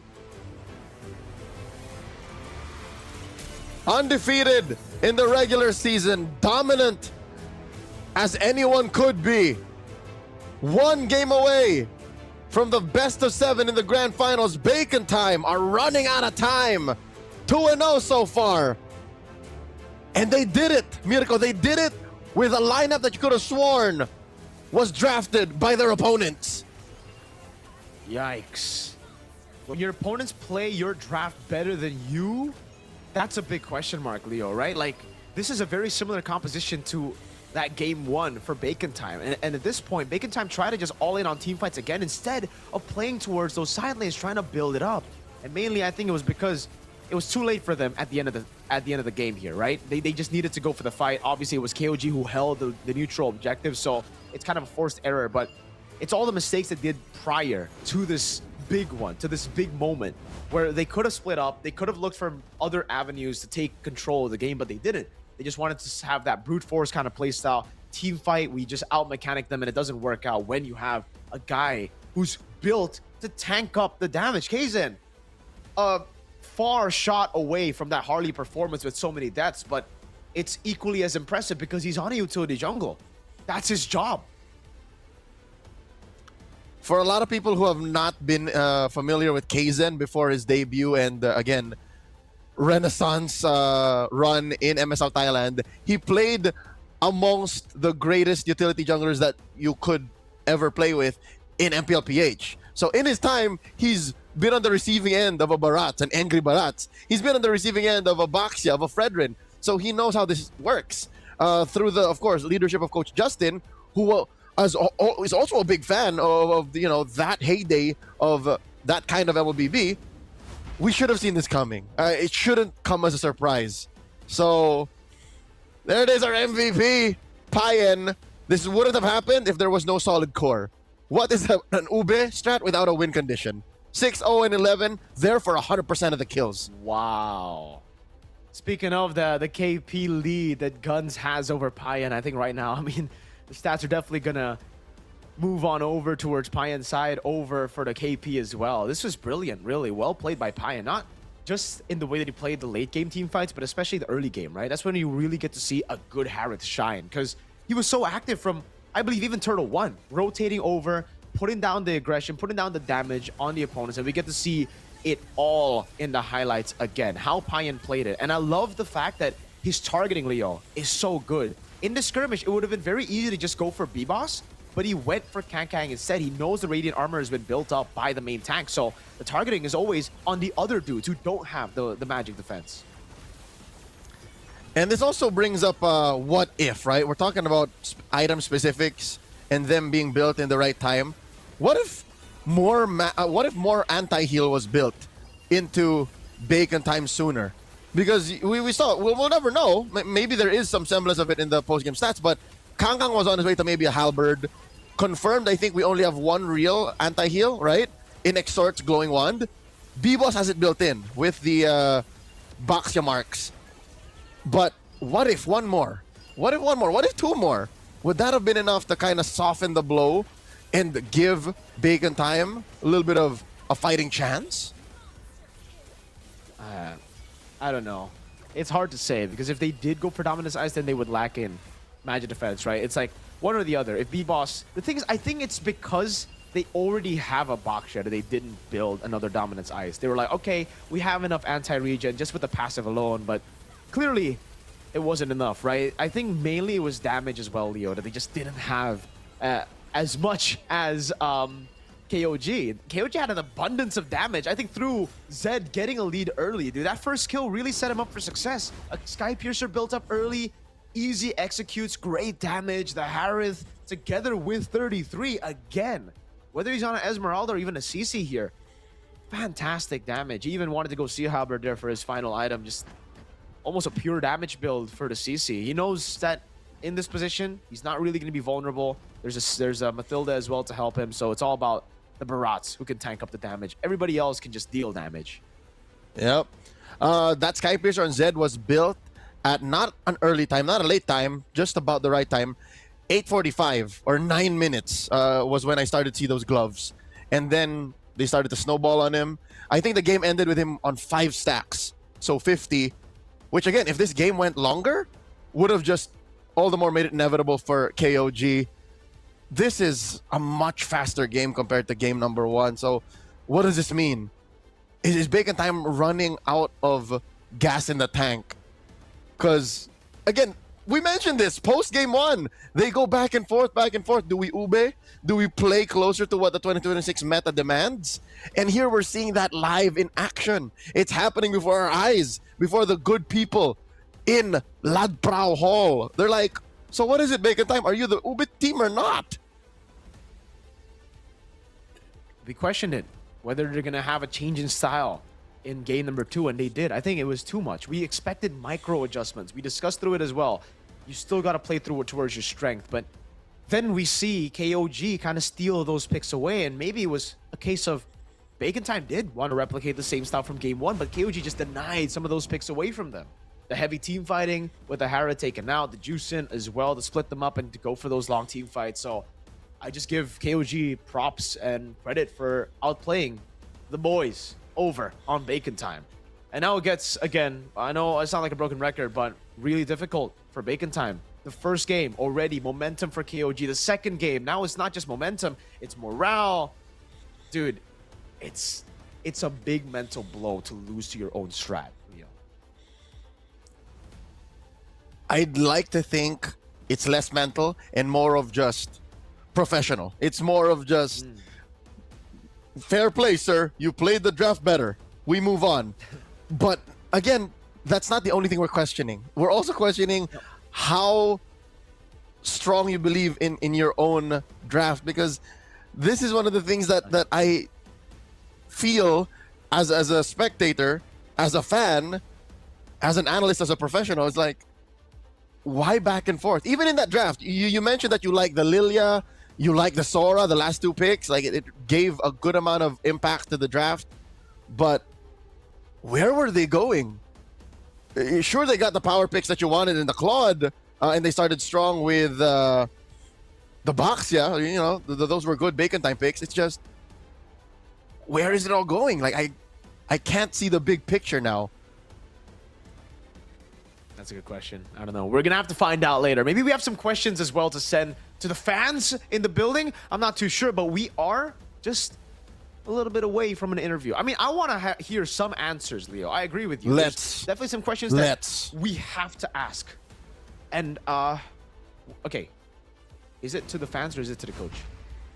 พันค่ะและใช่เฉพาะแบบนักเรียนนักศึกษาเต็มไปหมดเลยนะคะสำหรับโปรนี้แล้วก็ที่สำคัญนะคะก็มีโปรโมชั่นของซิมอินเทอร์เน็ตด้วยใช่วันนี้แค่เดินมาที่บูธของเรานะคะรับซิมฟรีเลยอุ้ยตายแล้วอันนี้ไม่ต้องเป็นนักเรียนนักศึกษาก็ได้ทั่ว ใช่ไหม ไปค่ะบุคคลทั่วไปก็ได้ก็สามารถรับเสื้อไปเลยซึ่งปกติแล้วเนี่ยเสื้อจะมีมูลค่าที่690 บาทแต่วันนี้เราจัดโปรโมชั่นพิเศษเลยเดินเข้ามายื่นสมัครที่บูธของเราก็รับเสื้อไปเลยค่ะการสมัครนี้ต้องมีเอกสารอะไรไหมคะแค่ยื่นบัตรประชาชนใบเดียวก็ได้แล้วค่ะง่ายๆแบบนี้เลยเป็นซิมใช่ไหมคะใช่ค่ะเป็นซิมแบบเติมเงินค่ะแล้วก็อินเทอร์เน็ตไม่อั้นไม่ลดสปีดเลยได้นะคะสำหรับท่านไหนที่สนใจนะคะอย่าลืมว่าเวลาเราเล่นเกมหรือสตรีมนะคะหรือว่าทำงานอะไรต่างๆเนี่ยนอกจากที่จะมีอุปกรณ์ที่ดีแล้วนะคะอินเทอร์เน็ตก็ต้องรวดเร็วด้วยเนาะใช่ค่ะโอเคเดี๋ยวพาหนูไปดูได้ค่ะแล้วนอกจากนี้เราก็ยังมีบูธกิจกรรมนะคะสำหรับลูกค้าทูหรือว่า D-Tag นะคะแค่แจ้งเบอร์กับน้องๆที่บูธของเราก็ร่วมเล่นเกมของเราได้เลยค่ะวันนี้เรามีของพรีเมียมค่อนข้างเยอะมากๆไม่ว่าจะเป็นเสื้อนะคะผ้าห่มนะคะถุงผ้าหรือว่าของอีกเพียบเลยค่ะโอเคได้เลยขอบคุณมากนะคะขอบคุณนะคะเยี่ยมชมบูธนิดนึงอันนี้คือได้เลยเล่นฟรีได้เลย เล่นฟรีโอแล้วก็มีโอกาสได้เป็นเสื้อเจอร์ซี่แบบนี้นะคะ มีลุ้นสกินอีพิกด้วยใช่ไหมคะอันนี้ผู้เล่นจริงเลยผู้เล่นจริง สวัสดีค่ะเดี๋ยวหนูขอสัมภาษณ์กันเลยละกันไหนๆก็มากันแล้วนะคะ แนะนำตัวกันนิดนึงค่ะ ชื่อปอนค่ะ ค่ะ วันนี้มาเชียร์ทีมแน่นอน วันนี้มาเชียร์ ACT ค่ะ ดูจากเสื้อก็รู้ สีชมพู เดี๋ยวก่อนเดี๋ยว เล่น ก่อ ค่ะ น มาเชียร์เบคอนค่ะ มาเชียร์ไปเขามีใครมาเชียร์ใครเป็นพิเศษไหมคะ ไม่ค่ะเบคอนก็คือ เบคอนทั้ง ใช่ ทีมและทั้งใจ แต่ว่าช่วงนี้ก็จะเน้นนิดนึงพูดอยู่คำเดียวก็คือบอส อย่าเหลืองอย่าเหลือง บอสอย่าเหลือง เออ ประมาณนี้ค่ะ ได้ค่ะอีกท่านหนึ่งค่ะ แนะนำตัวกันนิดหนึ่ง ค่ะ ชื่อมิ้นท์ค่ะ มิ้นท์ ค่ะ อ๋อจริงๆแล้วไม่ที่นั่งคุยกันอยู่เมื่อกี้ไม่ใช่ อ๋อ มิ้นท์มาอยู่นี่แล้ว cover ค่ะ พยายาม cover ให้เหมือนอยู่ อ๋อ cover นะ อันนี้มาเชียร์ทีมอะไรคะมิ้นท์ แน่นอนค่ะ KOG นะ ทั้งใจเหมือนกันค่ะ มิ้นท์นั่นก็ขวัญใจ KOG นะ แล้วอันนี้ถามหน่อยว่าอยู่ที่ไหนกันคะ อยู่ไกลไหมคะจากตรงนี้ ใกล้อยู่ค่ะ อยู่ชลบุรีค่ะ มาจากชลบุรีเลยแล้วทางนี้ล่ะคะ อยู่ คุณ รังสิตค่ะ รังสิตก็ไกลเหมือนกันแต่ก็ด้วยใจรักนะคะรักในทีมรักในเกมก็เลยมากันอยู่ตรงนี้เนาะแล้วตอนช่วง regular season ที่ลีโดก็ไปด้วยกันไหมคะ ไปค่ะ ไปมา 2-3 รอบ หนูก็ไปค่ะ ไปประมาณ 2 แมตช์เหมือนกัน โอเคซีซั่น2ก็ยังจะคงอยู่กับเราต่อไปแบบนี้ใช่ไหมคะ แน่นอนค่ะ แน่นอนเนาะเชียร์ทีมที่รักเกมที่รักเนาะโอเคมีอะไรอยากจะฝากถึงคนดูรวมไปถึงนักแข่งด้วยไหมคะ ฝากบอกว่าเบคทั้งใจค่ะมาเชียร์ถึงที่ขนาดนี้ขอพี่สักทีได้ไหมล่ะ นี่ ต้องอย่างนี้ต้องอย่างนี้โอ้ทางนี้บ้างอย่าให้ KLG ต้องเหงาอยู่คนเดียวเดี๋ยวช่วยเจอขนาดนี้จะยอมได้ยังไงคะ เมื่อกี้หลังบ้านเสิร์ฟแอปเปิลไทเซอร์เป็นกัมมี่แต่นักแข่งบอกว่าอยากกินเบคอนค่ะ โอ้เบคอนอย่ายอมโอเคก็เดี๋ยวไปลุ้นกันในเกมต่อไปหวังว่าเกมจะสนุกขึ้นนะคะโอเคขอบคุณทั้งสองท่านมากเลยค่ะ เอาละค่ะอันนี้ก็เป็นส่วนหนึ่งนะคะแต่ต้องบอกเลยว่าสำหรับท่านไหนนะคะที่ชมอยู่ทางบ้านนะคะหรือว่ากำลังจะเดินขึ้นมาหรือว่าออกไปพักนะคะตอนนี้ก็อีกสักครู่หนึ่งนะคะเราจะพาทุกท่านเข้าสู่การแข่งขันในแมตช์ถัดไปแล้วนะคะตอนนี้ก็เตรียมพร้อมกันได้แต่ก่อนอื่นเลยมาบ้างอยากจะให้ทุกท่านนะคะที่อยู่บริเวณด้านหน้างานนะคะเข้าร่วมกิจกรรมสนุกบริเวณด้านนอกฮอลล์ค่ะเขามีทั้งในส่วนของการ์ดกำลังใจสามารถเขียนนะคะแล้วก็นำการ์ดกำลังใจเนี่ยมาชูภายในฮอลล์นะคะเพื่อเป็นแรงสนับสนุนแรงเชียร์นะคะให้กับเหล่านักกีฬาที่เราชื่นชอบได้รวมไปถึงยังมีกิจกรรมค่ะถ่ายรูปภาพคู่กับสแตนดี้นะคะของนักกีฬาเหล่าไอดอลต่างๆก็ไปถ่ายด้วยกันได้นะคะแล้วก็ยังมีกิจกรรม 5v5 ด้วยค่ะก็สามารถไปเล่นเกมรุ่นลับโคสกินกันได้นะคะที่สำคัญเลยนะคะบริเวณด้านหน้าทางออกเรามีในส่วนของ QR code สำหรับทำแบบสอบถามนะคะเพื่อมีการเสนอในส่วนของข้อแนะนำคำติชมต่างๆนะคะใครที่อยากจะเสนออะไรมีข้อเสนอแนะอะไรเนี่ยก็สามารถที่จะสแกนเข้าไปใน QR code นะคะแล้วก็ติชมกันไปผ่านลิงก์นั้นได้นะคะข้อเสนอของทุกท่านเนี่ยก็ถูกส่งมาจนถึงทีมงานอย่างแน่นอนนะคะแล้วก็หวังว่าเราจะนำในส่วนของข้อคิดเห็นอันนี้ไฟกันแล้ว มีนำในส่วนของข้อคิดเห็นต่างๆนะคะไปปรับปรุงค่ะให้ซีซั่น2ของเราดีขึ้นอย่างแน่นอนนะคะเอาเป็นว่าตอนนี้ก็พร้อมแล้วนะคะเดี๋ยวมาปางขอส่งต่อเวทีนี้นะคะให้กับ3หนุ่มแคสเตอร์ได้เลยค่ะ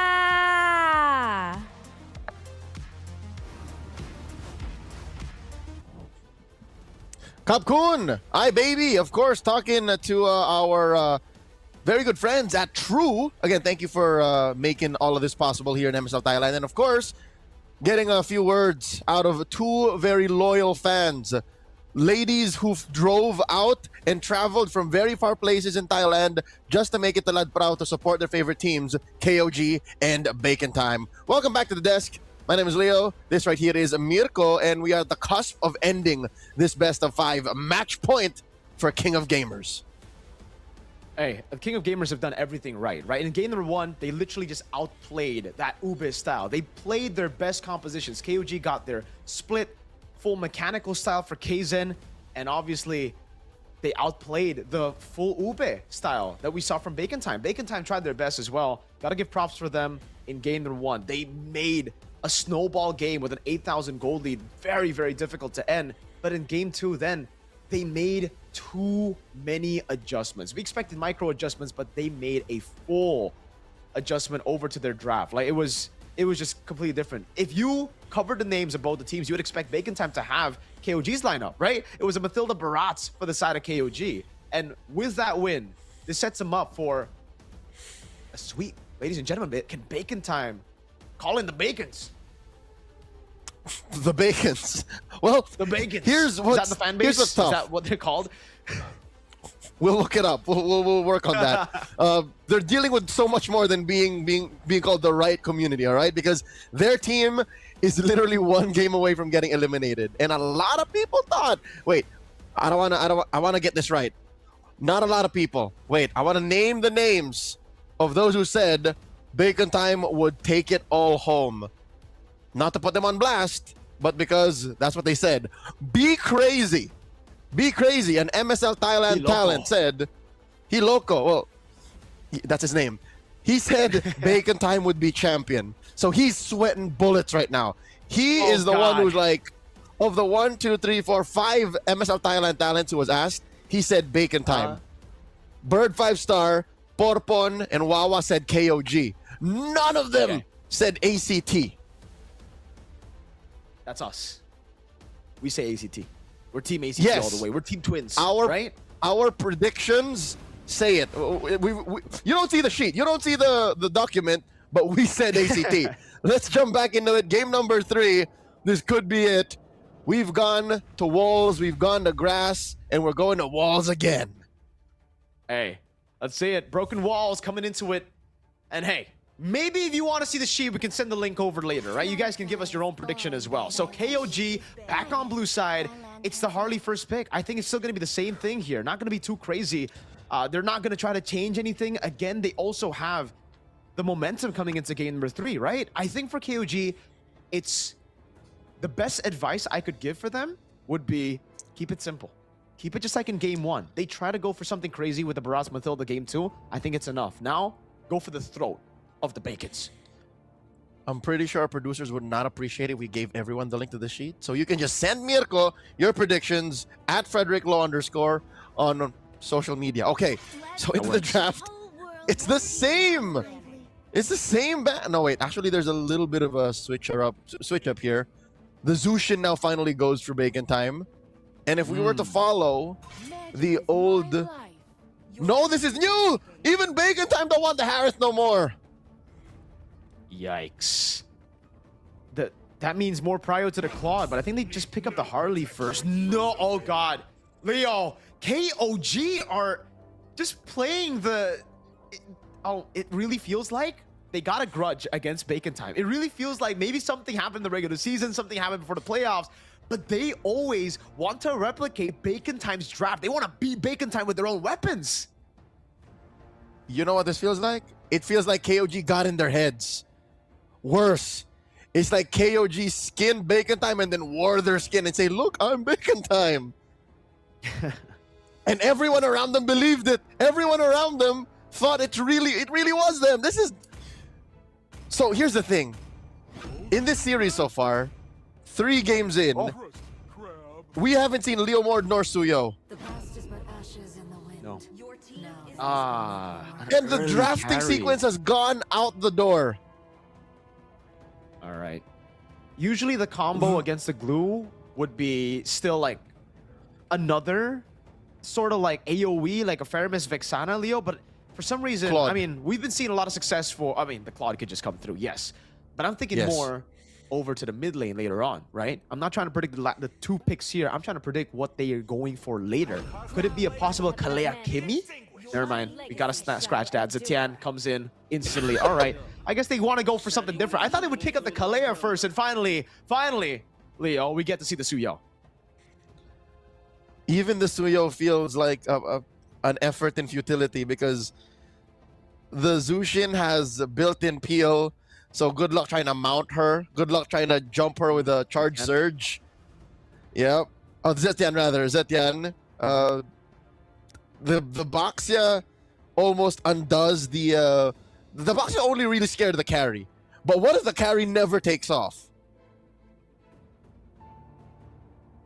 I don't really like the carry in this new meta anyways, you know? I think the Claude should have been the first pick there for Bacon Time, deny it away from Payan. We know how good Payan is, but maybe it's more of comfort as well for guns. We didn't really see too good of a Claude game in game number 2, and then now they're already starting to nail down the comforts. The Badang taken out, the Lilia, a good answer could have been for Bacon Time to deal with the Baxia. So KOG, it just really seems like they're building for this comp really, really well, right? Again, the Kalea isn't banned out just yet. We've seen so many ways to deal with the glue just because nowadays we see more of a damage-built glue that Kaleas, Chos, just these pick-off heroes can be a really good option to deal with the glue. He's so squishy. You get caught once and it's cooked. Most used heroes, though, I'm pretty surprised that 33 didn't get his hands on the Phoveus, and it's still not banned. There you go, the Khalid. So we're going to see a Phoveus here, folks, for game number 3, possibly on the hands of 33. This is the first time in the series that Phoveus was not touched. Because again, teams are focused on the Harith, so they wanted to get that out there. Now it's open. Because Harith was chopped off the block too, so this could be another solid mid laner. Valentina, maybe. Or Valir's out. Eve, close that range gap. Yeah, carry Eve Valentina is a good. better band though, right? With the... or neither. They just go for... Okay. They expect the glue to still be going roam. And you know what? Speaking on the Phoveus, now that I see it again, the glue pick actually is very, very good. They can just save the roam/XP pick for last pick because the glue can be flexed all the way. They pick up a roam... they pick up a mid lane first. I really think the Valentina should come through. It's good for Peel. Right now. It's good against the Zetian in lane. And with whatever combo you set it up with, it will be good.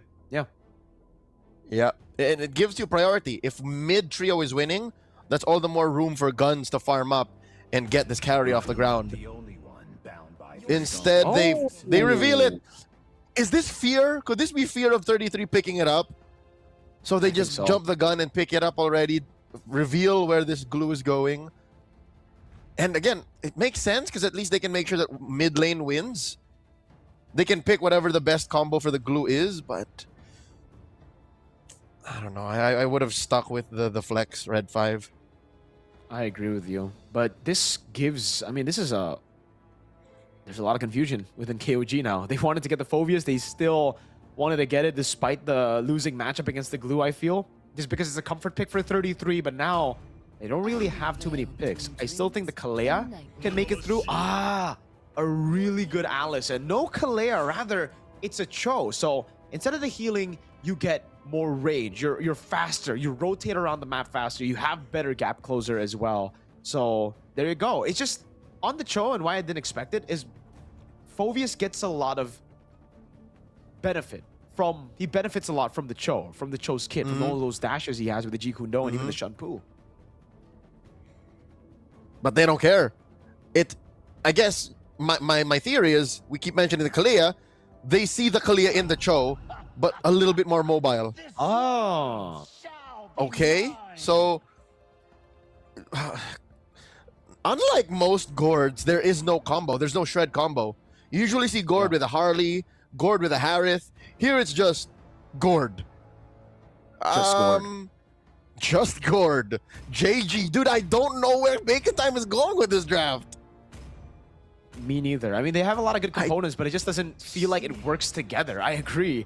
And meanwhile, for KOG, they definitely have a combo. Dude, Throne of Ruin, Fury of the Phoenix, and then a Blazing Duet? Gosh, that's a lot of AoE. To be fair, KOG is playing very ult-reliant heroes. So if Bacon Time can time that out, then maybe they find the window. But that's easier said than done. I'm also glad that at least they get enough respect to the lineup of KOG that they put a Purify on guns. Because throughout the weekend, I've seen lineups just fold because they refuse to Purify on them. Ladies and gentlemen, welcome to game number 3. KOG 1 game away from clinching a finish that at least guarantees them a slot in MCCM Season 7 or a flight to Paris. Welcome to game 3. Oui, Paris. Now with the instant clear, concussive blast, classic stuff on the Cho, goes straight into B-Boss's jungle now. Hopefully he doesn't save the red tree. Oh my god, it's always so nerve-wracking to see that. But Kaizen through that. He starts green cam on Bacon Time. You know what? I'm a fan of that. On the box shot, fast clearing. They get the lethal as well. So a new start to the jungle that we haven't seen before, I feel. And there is very little response from Bacon Time. I mean, on paper, it cost them gold, right? That gave Bacon Time 200 up. But all of their resources are still here. So it's just a matter of time till Kaizen gets it back. And he's up a level. Dear Lord, he's up a level. It's green, purple to green again. Kaizen. This time with no mid-prime. He goes for the red tree straight as well. That's a bit too greedy. But he gets out with the shield unity in the end. He just buys a little bit more time and B-Boss is able to clear it out. So it ends up being a leash for B-Boss. But again, that doesn't take away from the fact that the retribution will be timed with the turtle. And there will be more to get for Kaizen in the long run. It'll just take a little bit while. B-Boss now at level 4 has no more things to take from at least his side of the jungle, while Kaizen has 5 seconds to go through 2 green camps. The rest of KG have to find a way to delay. Taking time. It's a Queller that lands on Zed. Just a bit of poke here. Mid cleared out. Zed level 4. So is Exort. Nile walks up, dashes away from the slam, and 33 and Kankang both are level 4. They're fighting for the XP crab right now, and 33 is getting better of Kankang. He's got to be careful against the Alice. He can't just walk up like that. And he does get the XP crab, but he loses health for that. Oh, B-Boss, maybe a quarter XP down. Oh my god, gosh! Oh. Crazy burst. Fear the Phoenix lands though. Onto Exort, he flickers out of the way. Kaizen walks up and has to be B-Boss locked down completely. Has the Blade Surge to get away. Blazing duet by Payan under the tier 1. And now it's Kankang who walks up then for a pursuit from Kankang. They take him down, but Zed takes him out as well. At the end of the day, it's a 2 for 2 as Zed tries his best to make it 3 for 2. Oh, and Bacon Time are relentless. They continue to pressure the turtle here. Nice projectile thrown out. Throne of Ruin, no one home. Yeah, completely whiffing there. The red tree from B-Boss with the Soul Sever. It's a win for Bacon Time. The Mountain as well as 33 flickers out with the glue mounted. Spider Miles, no flicker. This will be a free kill to KOG. Oh god, the Patrick gets kicked under tier 2. Mayonnaise is not an instrument. To be fair, I don't think they needed the kick. Oh my god, gosh! Payan! Well played, Hexord. Kaizen walks up with the shield unity now, as well as now with the concussive blast and just the base damage of the 2 tankers. They get him down. So, you know what? I think Bacon Time, it's very evident in their play that they don't want to go down just taking it. This is what it looks like when they go down with a fight. KOG, though, they are welcoming this kind of response. They're saying, all right, the gloves are off, pal. Let's play hardball. And that is what's letting this game go to 4 kills a piece at 4 minutes. This is the most violent game we've seen in this series so far. The fact that KOG aren't down by too much in the early game kind of scares me, you know? Because like for Bacon Time, you'd expect that early game with the way they were able to secure the neutral objective with them getting a 3 for 2 and then a pick off on Payan for them to win out a bit more. But Payan, again, look, these individual wins in lane is what's setting them apart. It's what is stopping Bacon Time from snowballing fully in the game. That's a gold crap take despite the glue being up top to help guns. So mechanically, individually, in a vacuum, KOG has the potential to outplay Bacon Time every time. So how does Bacon Time make up for it? Sheer team play. They have to shock KOG into submission. Kang! That's a flicker baited out, but he has also baited out the Poissons now. If they can get a mount on Kaizen, it'll be great, but they don't go for it. Kaizen just goes for the lethal, and they do a good job at screening the Suyo, so it stops the insta-take for Bacon Time. Good hits, though, for Guns, at least. On the turret up top, Kaizen, whoa. Interesting angle. B-Boss on the neutral objective, holding it in. Spider Miles walks up in zones. The gold crab taken by Nile. Now his Guns is caught all alone. Has to purify Blaze. Going to get it by Payan. Out there determined, and he finds the kill. In the end, it's a zone completely on Kaizen. View the Phoenix and a throw in a ruin by 33 that doesn't land. And now the frontliners are again isolated from the rest of the team. Mystic projectile. The Gush Payan gets away. Oh no! He hits the lizard. He stays alive though. How did that happen? The QC helps him survive. There is a world where even as he BMI closer to the lizard, he would have died to a basic attack from a creep. But again, Quantum Charge fortunately was off of cooldown, and his kit should at least have maybe Festival of Blood. It's a fighter emblem. Lifesteal saves the day. KOG, again, even with losing 2 turtles, keeps it close to the chest. Barely 200, 300 gold between them and Bacon Time.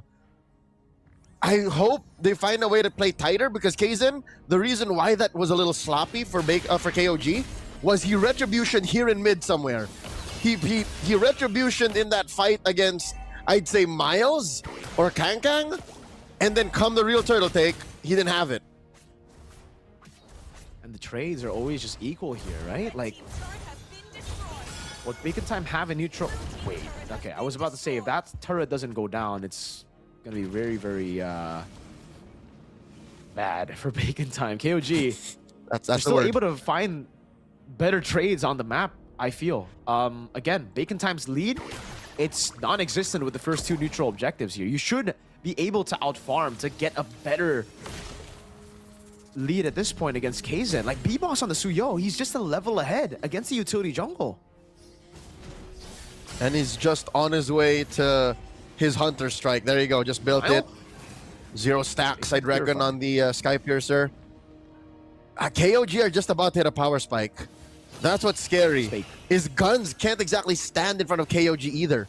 Yes, he's very dangerous on a carry, but it's not like it's free hits. Their front line isn't a steady front line. It's not a front to back. They're trying to burst it down. Payan in the bottom lane goes for a Mystic Gush onto Kaizen, but the Fury of the Phoenix cancels it in the end. Kaizen with the Shield Unity tries to go for the reinitiation. Thrown a ruin by 33!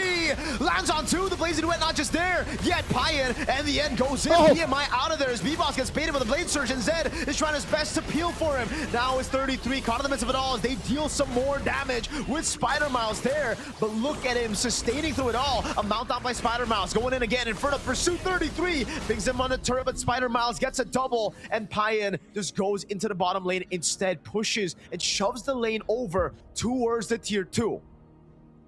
Great team fighting IQ by Bacon Time on display. They knew to compromise Payan. They knew to make sure Kaizen's peeling wasn't sound. Even 33 could not find a good Throne of Ruin. And that led to a defensive Blazing Duet, a BMI through, and then just, I guess, a consolation prize of a wave down bot, threatening a little bit of that HP on the turret down bottom. KOG are getting out-tempoed by Bacon Time. This lineup is somehow working. They are just doing it through sheer damage. Bacon Time with every gush out of Exort forces something out of KOG, and now it's their turn. Kaizen wants to jump. All right, he's respecting B-Boss. It's on Payan now. It's on how he can play around these side lanes, split Bacon Time up. It's back to game 1 all over again, right? Although it's not the lead that you would expect for KOG early on. And yeah, it's just pure damage that Bacon Time's been able to outplay KOG through 33. Even though he's gone the passive on the glulets of Spider Miles, it's still A-OK. Glowing Wand of the Lightning Truncheon though, so good poke should come down for Zed. It is the Glowing Wand start for the Gourd. Classic stuff on the Gourd. And Sky Piercer, that's the thing about B-Boss. He actually hasn't gone a single stack on it yet, right? Nope. 0 stacks. So KOG can at least rest assured that there are no sudden pickoffs. Oh, another gush on Zed! Ooh. It's a big resource. Zed gets away without the flicker, so, I mean, Exor definitely would have wanted, I mean, obviously the kill, but at least a flicker. Now he just recalls back, wave in the bottom lane. It seems like Niall's trying to reset it so that Payan can push it in. This should be the angle to push in for Payan, but he instead just rotates. Oh, dude, a bit of hesitation there. Yep. He's still just That circling cost around him. that orange buff. That cost him. He's not even taking the orange buff. At about 10 minutes, he took about 20 seconds to decide, am I going to push this? Uh-oh. Am I taking my Bottom lane. orange? Yep, B-Boss playing man-to-man defense. And they're aware. They allow for this dance to happen. I don't know. I think for Payan, he should have just left the wave there, no? Like, it was a slow push anyways. It could have just been a rotation into Lord, and they could have taken the 4v5 if B-Boss rotated down below. But instead, he chose to shove in the wave. Niall's just trying his best to just open up. And I don't really think for Bacon Time they can even get on the Cho. He's too mobile. Oh, wait, that was a full shove by the quad. He cut the wave. Yep. Full-on proxied it. Niall now deep. Looking for it. Way the Dragon. Instant Purify, but the throw in the room and locks him down. 33 in the back line, and now the follow of his guns is able to burst him down. It's Payan and Zed in the back line doing damage, but it's going to be KZ brought into the Mystic Gush and the Shred. Payan with a blazing duet gets the kill, flickers it forward. A crazy move by Payan, and he gets a double. In the back, though, it's Zed who picks up the kill, but now gets caught as B-Boss gets 2 stacks on the Sky Piercer, and it's all on Payan against 2 members. The Mystic Projectile, Payan is able to dodge away from it. And Bacon Time get all the wins with a turret in the mid lane as well. And even if it looked good for Payan, the order in which the heroes fell was not the way that they wanted to. BMI just a check. Payan comes through. Oh! What a play! Pops into BMI, waits for it, and B-Boss left Exort alone. He instead went for the neutral objective. What an MVP performance by Payan, back-to-back games. Asserting himself, and now they will secure Bacon Time with a single mistake. Exort gets punished, thinking he can take Payan one-on-one. They lose the Lord from underneath their fingers. It slips. It slips from out of their grip, Miracle. A free turret in the mid lane, a wave up top, built up, and you see the timing, they delayed the Lord take so that it spawns over at 1240 instead of 1210, so they would have time to set up the waves properly for a siege. Payan, what a dude, what a guy. Leo, we said it was all up to him, and he took on the task. I mean, the way that the team fight started, it was all on Payan, and it ended on Payan too. So he saw an image of it in his head. All he had to do was wait for it, and he did. Exort was where he needed to be. Exort knew what was going to happen. And it was just all basic attacks. That's what's ridiculous. There were no duets involved in that pickoff. And that scared the bejesus out of B-Boss. Without Exort, there was no way he was going to do that against Payan. He knew he was going to lose the 1v1 too. So now they're staring down the barrel of a 3-lane push. They might lose even an inhibitor or 2. This is painful.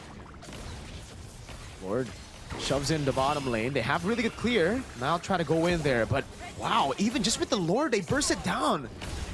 A bit of hesitation from Bacon Time to actually clear that out. Guns save the ultimate for quite a while, and they lose out on far lane, so massive win for KOG.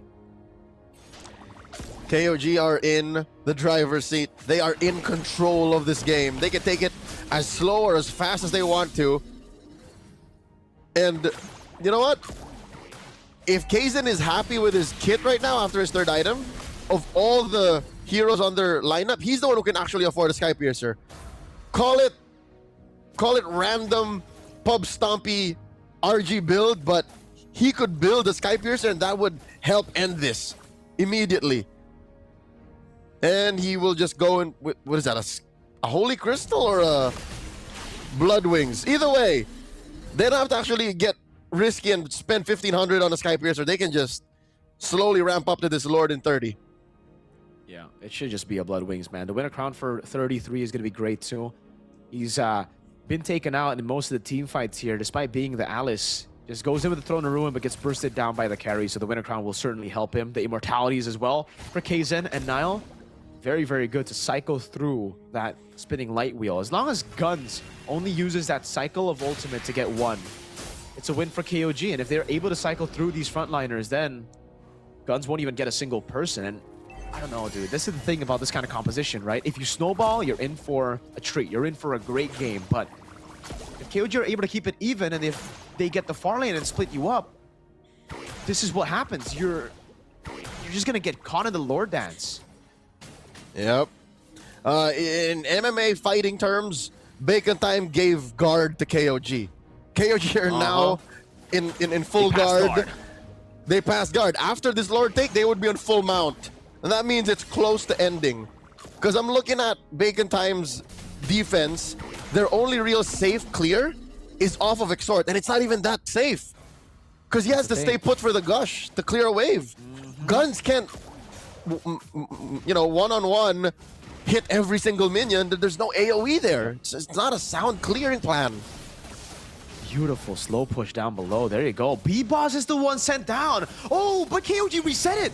Instead, they go for the fight. Nile with the conceal now jumps into the back line. Is able to get the Jiku No, but no way the Dragon. He just gets away with the Shunpu, and now it's an all-in onto him. Lord bursted down by Payan and the folks. Spider Mouse in the midst of it all right now, going to be taken very low and taken out. Thrown to Ruin. Only to the front. Zed playing the front up by Payan again with the Blazing Duet. Goes through Guns. An all-in now as that's a double kill picked up, and it's all on to Payan again. A flick around on the BMI forward. Extra going to be taken down by Payan. A full-on chase for Payan as 33 is able to hold him down. Payan going to be walking up against the Spider Mouse, puts in the slam and a pass over, and that's 33 walking up, and it's a full-on fight, a big skirmish.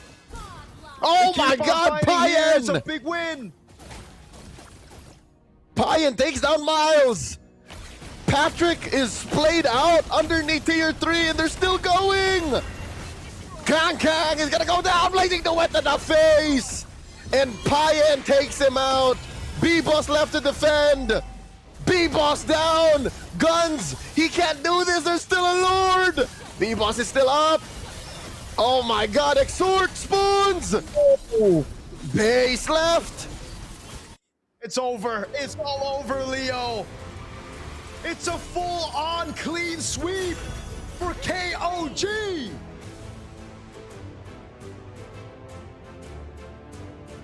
Undefeated in the regular season. Dominant throughout the maiden voyage in MSL Thailand. KOG, King of Gamers Club,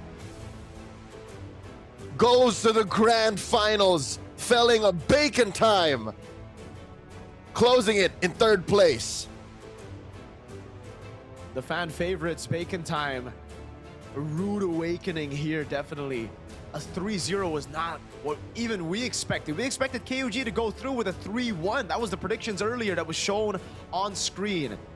Bacon Time, they gotta suffer through this very painful loss, man.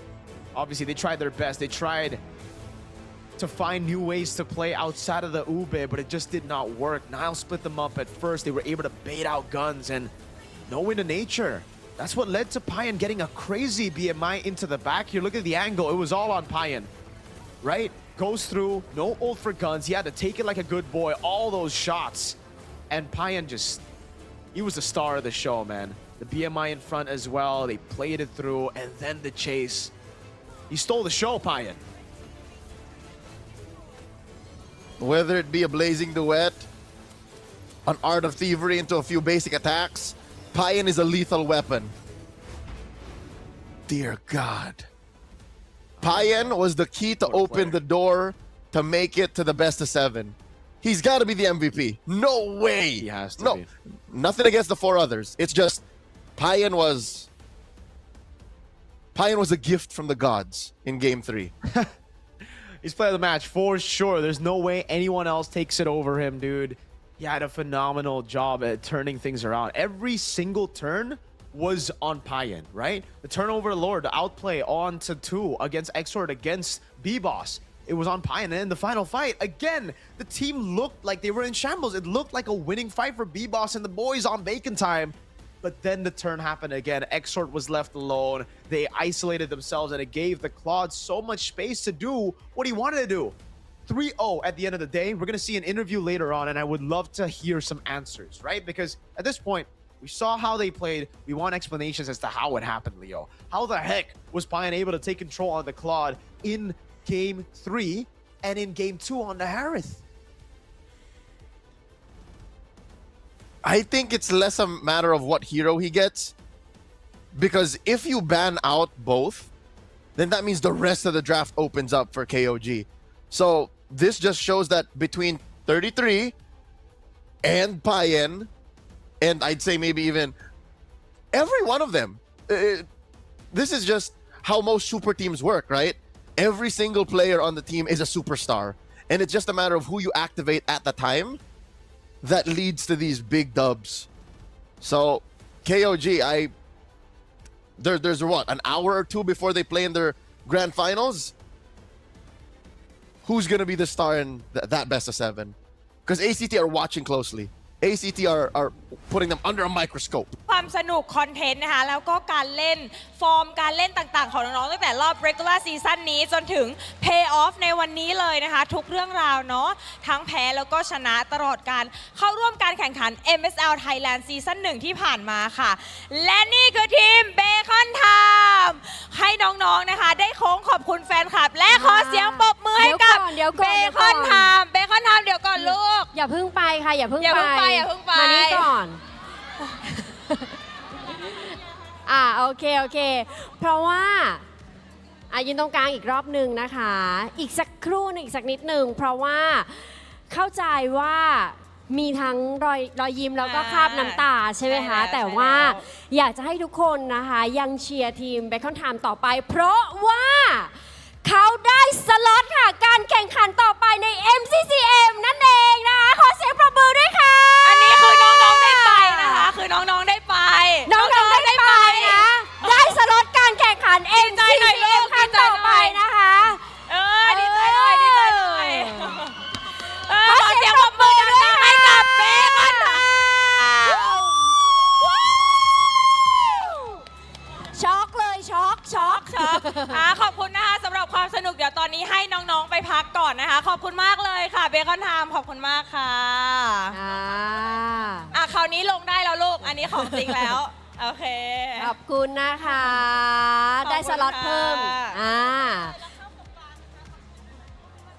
ใช่แล้วก็นี่แหละเราบอกแล้วว่าทุกอย่างเกิดขึ้นได้ในการแข่งขันครั้งนี้นะก็คือเมื่อกี้แอบเสียใจไงแบบใช่กำลังช็อกอยู่แต่ช็อกหนักกว่าเดิมตรงที่ได้สล็อตได้ไปแข่งขันนะนั่นเองมาลุ้นกันกับ2คู่นี้ดีกว่าเนาะใช่แต่ก่อนอื่นเราสัมภาษณ์ก่อนไหมสัมภาษณ์ก่อนเนาะเพราะว่าวันนี้ KOG ม้วนเดียวจบ 3-0 เลยขอแสดงความยินดีด้วยนะคะสำหรับการแข่งขันในสายล่างในวันนี้นะคะแล้วก็เข้าไปสู่รอบแกรนด์ไฟนอลไปเจอกับ ACT เตรียมแผนมาหรือยังรอบที่แล้วเราแพ้เขา 3-1 รอบนี้เราเตรียมแผนมาหรือยังเตรียมมา 7,000 แผนแบบที่พี่ฮิวบอกยังเหลืออีก 7,000 แผนโอเค7,000 ทีมนี้เขามี 7,438 แผนยังเหลืออีก438 แผนที่ยังไม่ได้เอาออกมาเล่นถูกแล้วที่ทีล่ะคะว่ายังไงบ้าง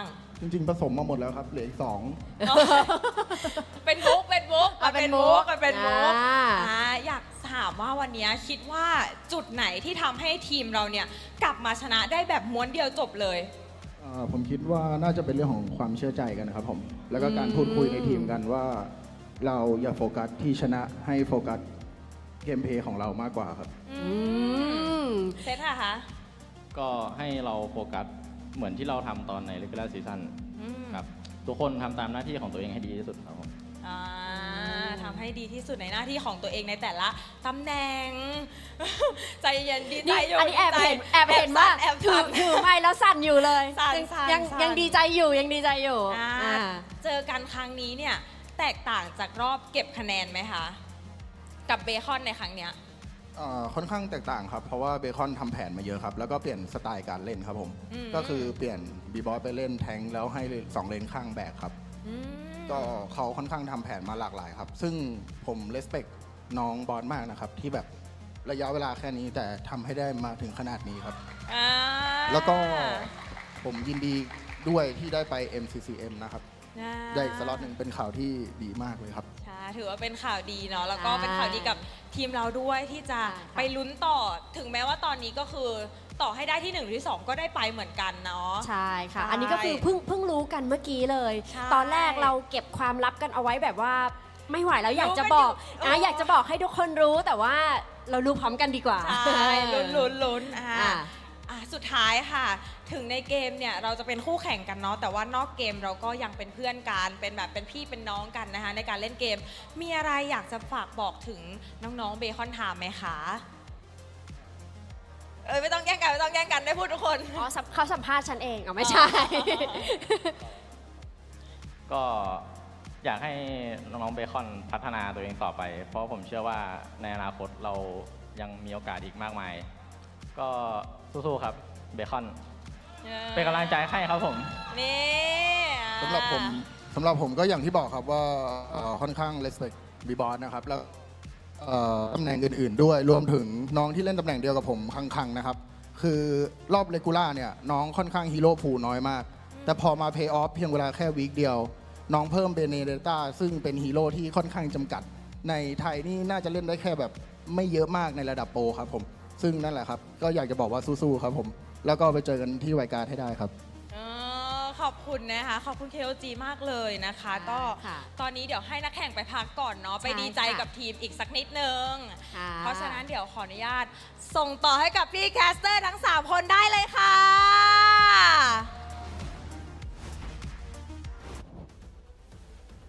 To hear from Zed and 33 after winning that bout again. Zed, also known as the Thai Kyrie. I have a few translations from that interview. Our host asked them, "Are you prepared for ACT?" Zed mentioned we saved up about 7,000 plans for them. I don't know if that's an actual figure. 7,000? And when asked about, I don't know if that's an actual estimated calculation. Facepalm was just feeding me translations. What are the turning points for this match? Zed said focus, just like in the regular season, and doing our parts. And 33 said communication and trust, and supporting each other emotionally. Man, that's a very important part, you know, the bonding between the team, right? Having the chemistry, having the synergy built up, it's through bonding. It's through helping each other emotionally, physically, and getting there mentally as well, right? And I think they were ready in all those aspects, Leo. Especially, I guess, emotionally. They were ready for that lower bracket final, and should be ready for grand finals too, emotionally. If we're ready emotionally, you know? Yep. Also, 33 was asked about the difference between facing Bacon Time now and in the regular season. He mentioned how he gave a lot of respect to B-Boss. B-Boss definitely improved so much over the regular season. So kudos, even if they did get swept. At least he got his hands on heroes like the Baxia and the Fred. Definitely power picks in the right situations, but KOG was just ready for it. And now, the question is this enough time? However much time we have between now and the finals, can they switch up between Bacon Time and ACT? Because ACT are a different beast. ACT are monsters in the playoffs. If we see their run, they are monsters, right? They've been monsters from the open qualifiers, even from the start of the regular season. But then they found a slope a bit. But obviously, we gotta stay in the spotlight a bit longer. And there is no other candidate for MVP that deserves it more than our one and only Payan on the Master Assassin. Because the fights were so isolated, Leo, it actually worked out so well. Because I'm always against the Master Assassin nowadays. I'm more of a Festival of Blood, maybe even a Bargain Hunter to get the items quicker over the Master Assassin. Because really, in most games, you'd only be using the Master Assassins a total of 4 minutes at the start of the game in the laning phase. After that, you're sticking with your team, you're going for fights, you're going and playing together with even dive heroes. But in this case, it actually worked wonders for Payan. Yep, not only did he get to bully guns in the first 4 or 5 minutes, but also, even in later moments, you saw that he was himself finding ways to use the Master Assassin to take out Spider Miles, to take out Exhort, and even put the fear of God into B-Boss. Because again, B-Boss knew that I can't 1v1 Payan. Not maybe only because of the Master Assassin, but because he knew that it was too late. The Claude had already spiked up to its final form. So again, not just MVP of Game 3, but I'd say even of the whole match. This is a Payen match. Yeah.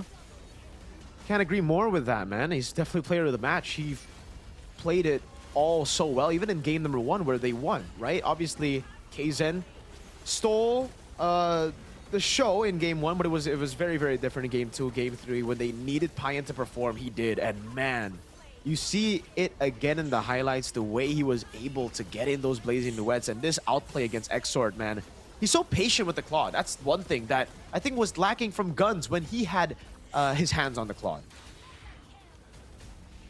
And when you play in ranked and you have all of your items as the Claude, again, just to relate this to everyone watching, patience is one of your key weapons. So do that, use that. Look at Payen and say, I want to be like Payen. Because even in the bigger regions, right? MPLID, MPLPH, MPLMY, this is something we see in the best Claudes in the game. They just know exactly when to use AOT, when to commit to like full-on gun downs, when to blazing duet. It makes the difference.